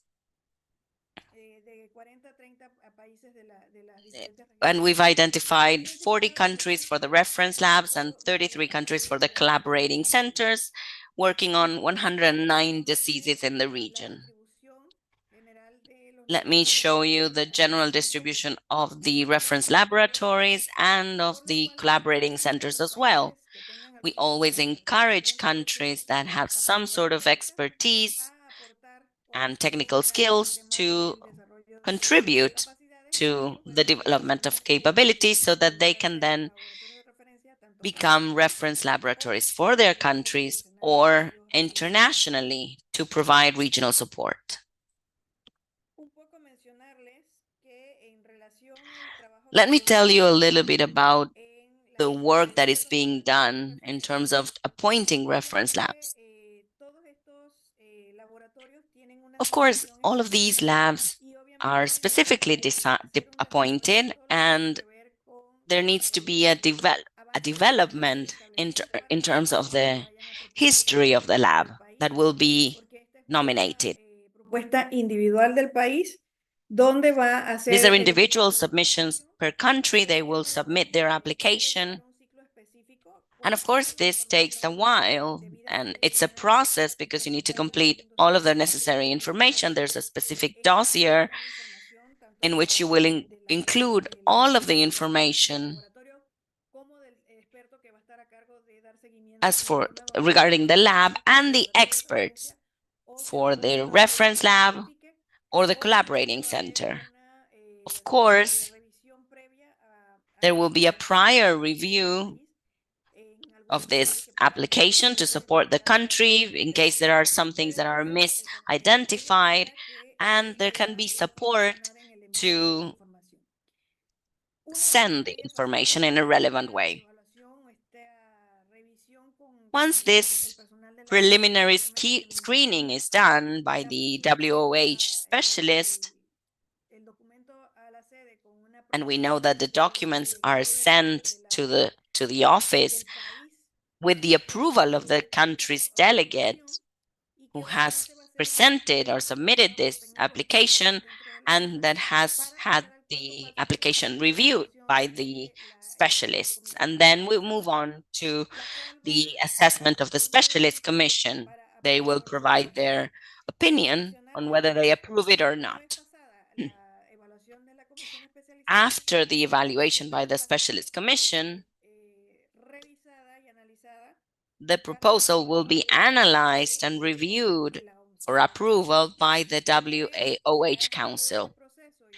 Once this process is over, and once it's decided whether this will be included or not, based on the comments issued by the specialist commission, if the council members accept it, then of course there will be an appointment made by sending a copy of the Regional Americas Commission so that all of the region's countries are aware of this happening, are aware of the new appointment or characteristics for the facility, and so that they can make that known to support the country nomination at some point in time, so that they can support this facility as a new reference center or collaborating center or reference laboratory. She corrected herself. Once that has been defined, all the results of the outcomes of the evaluation will be published, and during the WOAH general session, it will be announced. There are specific timelines for this submission. Generally, this is done before the meetings of the specialist commissions. As I said before, we're talking about September and February. So in the first 45 days after the meeting, that will be in September, well, those are the days where you have to prepare and submit all the documents related to a potential collaborating center or reference lab before the specialist commission, so that we can actually review this and have the time that we need to do so. Why are we saying 45 days? Because we have to do everything that I just mentioned. And of course, this will be good enough to do a follow-up on the resources and to do a follow-up on any prior requirements, so that countries can improve their submission and can do a proper follow-up. Of course, the upcoming meetings will be on September the 9th of 2024, and the other one will be on February the 3rd, 2025. So if you're interested, you may start then getting the paperwork ready. Another important thing that needs to be said is that member countries, after the general session, are sent the whole list of reference laboratories and collaborating centers that have been appointed during that general session for this period. And this, of course, will be shared with all of the delegates and interested parties throughout the world. All of the information has been defined and published on our website. It's important to include the CV of the person who will be appointed to the reference lab. Of course, this needs to be accompanied by a letter of the country delegate that is nominating this reference lab or collaborating center. And of course, you need to comply with all of the criteria for the guidelines for applicants that have been already defined and published on our website. In the case of the collaborating centers, they will not need to, or you will need to additionally submit a 5-year plan and the main focus areas and the specialty for that collaborating center. Of course, you must include the letter from the delegate of your country and then follow the criteria for the guidelines for applicants for CC, as you can see on the website. Let me tell you also that at some point, an expert can be appointed to help you. However, the expert might not continue working at the lab, or maybe there was a new appointment for this expert. So you will find the change and the explanations, and we will need again the resume to be sent, and also we will need all the documentation related to their work, related to their disease or pathogen. and of course their expertise in the area, both for diagnosis or control of diseases according to the lab or collaborating center. Changes are possible then, but they need to be accompanied by the appointment or nomination of the delegate with all the documents necessary. I don't want to take too much of your time, but a specific thing that you need to bear in mind is the following. According to this information, some labs can be delisted as they were nominated. They can also be removed from the WOAH list according to the failure to fulfill some requirements, especially in terms of lack of submission of annual report, no response to requests from the WOAH headquarters, and in the case of reference labs, specifically, lack of accreditation to ISO 17025 or equivalent quality management systems. But here on the slide, you have all the information, so don't worry. And also, at some point, there might be a suspension or a removal from the list. And when a lab is suspended, they can still be improved in terms of the fulfillment of the TORs and internal rules of the organization as such, which are previously approved. And they are verified or checked after some time. Suspension period should be no longer than 2 years, and during that period, the laboratory might be removed or not from the list. Each one of the reference labs shall send an annual report, including all the information of work and support to countries in the region. And on the website, you will find them and they have free access to them. And also, we send reminders for these reports to be sent. And if there's no answer after some time, then labs shall provide specific explanations.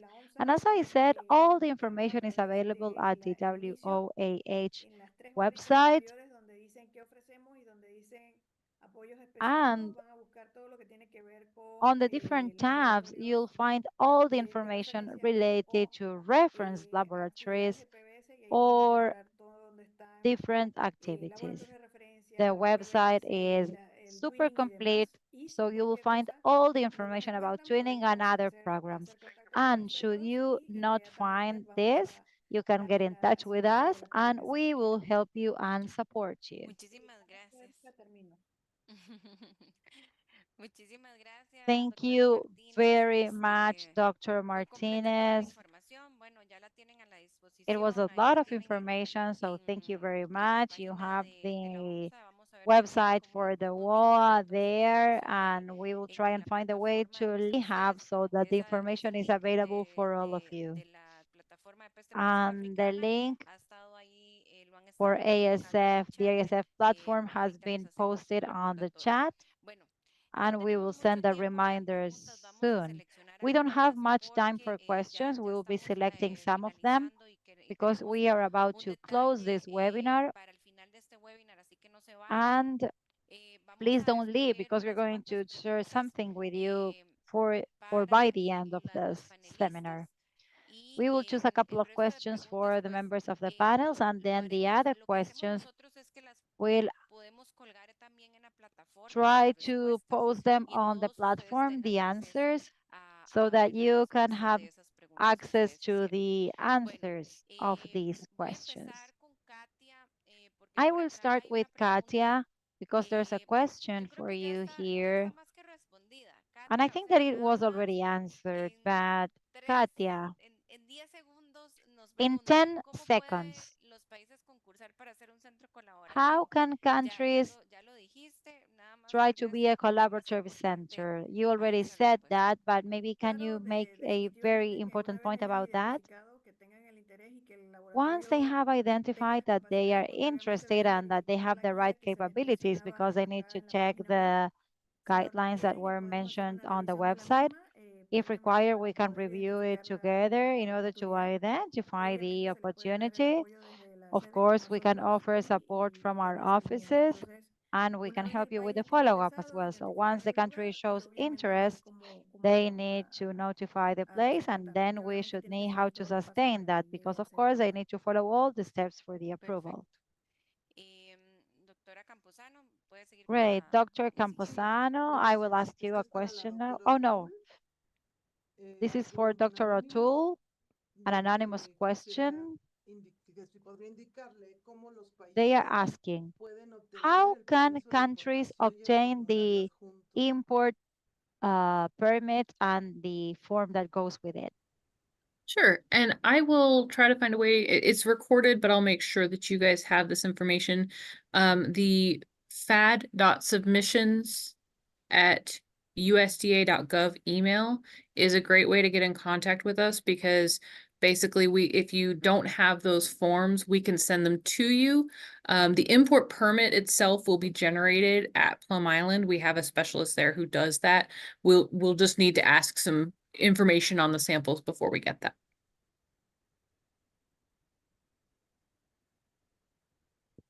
Muchísimas gracias, doctora. Thank you so much, doctor. Next question by Dr. Brito. And it can be asked to any of the speakers. When receiving the samples, if the external packaging is not damaged, can I send only the canister secondary packaging to the higher maximum biocontained area? Or do I need to send the entire box to this high maximum biocontained area?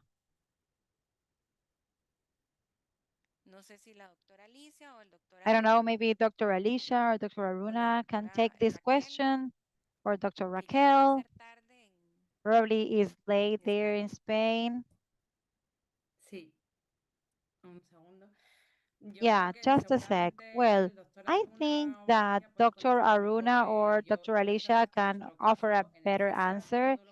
In our lab, CISA, everything that we receive goes into the AP3 area, but the thing is that we spend our entire day inside the P3, but that's our case. I believe that each lab has their own laws, but in our case, everything goes in. Alicia, you want to go? Sure. For us, it's a matter of risk assessment. So currently at Plum Island, they bring the entire box into containment and open it there, which does result in a lot of autoclavable waste. What we're currently doing at NBAF is looking at a risk assessment where we can open these in a lower especially if there's no, external contamination, open them in a biosafety cabinet in a lower area, get them out of their cardboard with cooler, and then bring them within that plastic biohazard bag. But currently we don't have that ironed out. Like I said, a lot of that depends on your own risk assessment and looking at those samples. If it's something that we have coming from a highly suspect area and we are really thinking that this might be ASF, CSF, or FMD, which are our kind of top three, then we bring those straight into the lab. It's a lot of waste, but there's a lot more risk associated with those high suspect samples. Thanks, Alicia. And yeah, so for us, we have a system where we, in the sample receiving, we make sure that there's no damage to the external, because that's been shipped and these outer box has been exposed to during the shipment, right? So we do take it to the biosafety cabinet. It's a level 2 lab, and take out the safety pack and ensure, again, throughout the whole process, ensure there is no leakage or anything. And then only the safety pack, if it is properly packed, and that's taken out of the biosafety cabinet and send it to the containment level 3. So similar to what you're looking at, Alicia, like you're looking at a process, but we have the process already where we will be taking it out. So just to minimize the amount of cardboard and rigid foam and dry ice that's going into containment, CL3. Thank you. Muchas gracias. Bien, Thank you very much. We have another question that I think that it would be good for Dr. Katia. And in fact, I'm going to ask you two questions at once. But if you'd like to make any comments, thank you very much. But please try and be brief because we still need to show you a video and tell you some messages. Samples can only be sent through the authorities of the country, or can a private company send their own samples in the case of a suspicious case? Can you from the labs answer that, or Katia?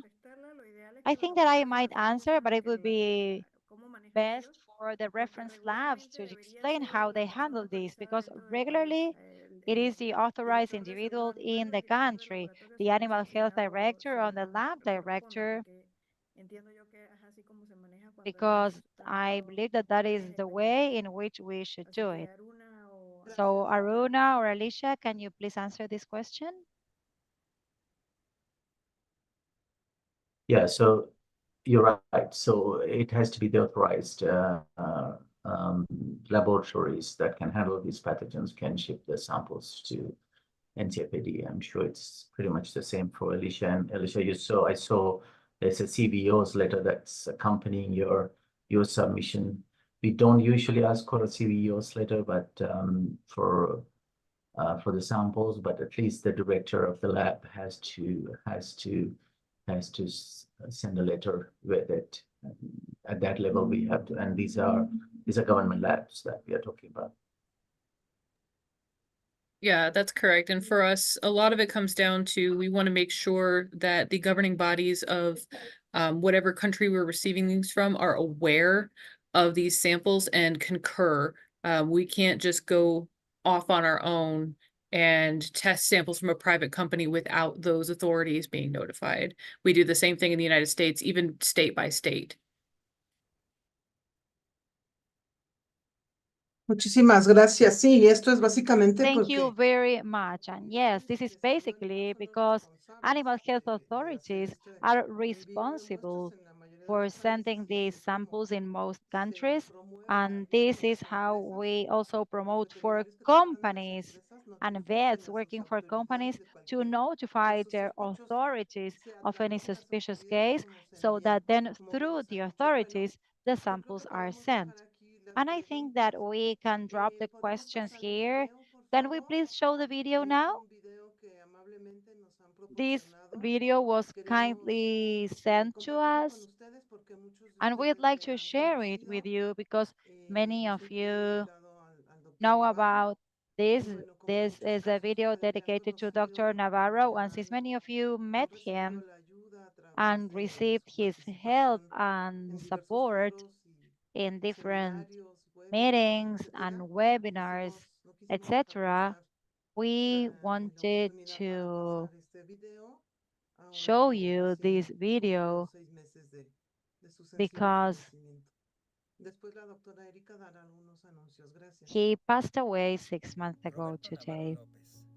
Roberto Navarro Lopez, veterinary and zootechnician from the Universidad Autónoma Metropolitana, expert in crisis management due to natural disasters and emerging diseases with more than 30 years of experience. He was the leader in response teams in Mexico, Caribbean, and South American countries. He was an international consultant in animal health in the main international organizations such as the UN and FAO, the Pan American Health Organization, the ICA, the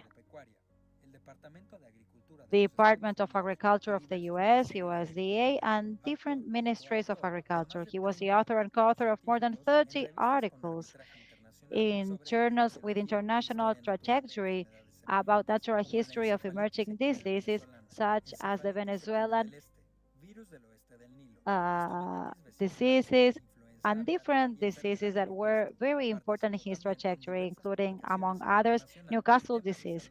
And also he worked with different diseases, and he was the author of a book for emergencies in natural disasters that was edited by the Pan American Health Organization in the year 2000. He was also the author of the aviar influenza virtual drill. And in 2021, he was given the award of professional merit. In Senacica, he had a very important trajectory since the 90s around epidemiological surveillance, quick response mechanisms in the case of exotic diseases, and control and eradication tasks for diseases of mandatory notification, such as bird influenza, among others. We are saying goodbye to a great friend. He worked with passion in order to protect the health of animals in Mexico. Rest in peace, Roberto Navarro López. Gracias, Ricardo. Adelante, doctora Calderón. Thank you, Ricardo. Dr. Calderon. Thank you, Rocío. I would like to thank all the members of the panel. I mean, all the presentations were excellent. And I think that this meeting was very important for us to be clear about the diagnosis, capabilities, and quick response in the case of ASF. This video of the webinar will be available in our website and our ASF platform, and you can send it to your colleagues that couldn't join today, or all the official sectors or labs that couldn't join today. Well, you can send this to all of them, because I believe that it is very important for them to have access to this material. And it's very important also for us to know about the requirements of all these labs, collaborating centers, reference labs, and the twinning project. And just one announcement. We are still fighting against ASF, and the next webinar will take place next month in August, and it will be around biosafety. So don't miss it. To us, it is a pleasure to have so much integration in these webinars. We love to have all the sectors and all the levels. We have a participation of the academic sector, the official sector, the private sector, and this approach will lead us to really be able to prevent ASF. Well, that was the final announcement. Everything will be uploaded in our platform. And also, we would like to invite you to the next webinar. And for sure, it will be very useful for all of you. And thank you so much. And I would like to thank especially the speakers. You were amazing, and we are all in this together. Thank you very much. Thank you. You have the website to download the book around or about the 75th anniversary of the Mexican-American collaboration, and you can download there the book for free. Thank you all very much, and congrats to the members of the panels for their amazing presentations. Thank you. Bye, Thanks everyone. for the opportunity. Bye. Bye. Thanks, everyone.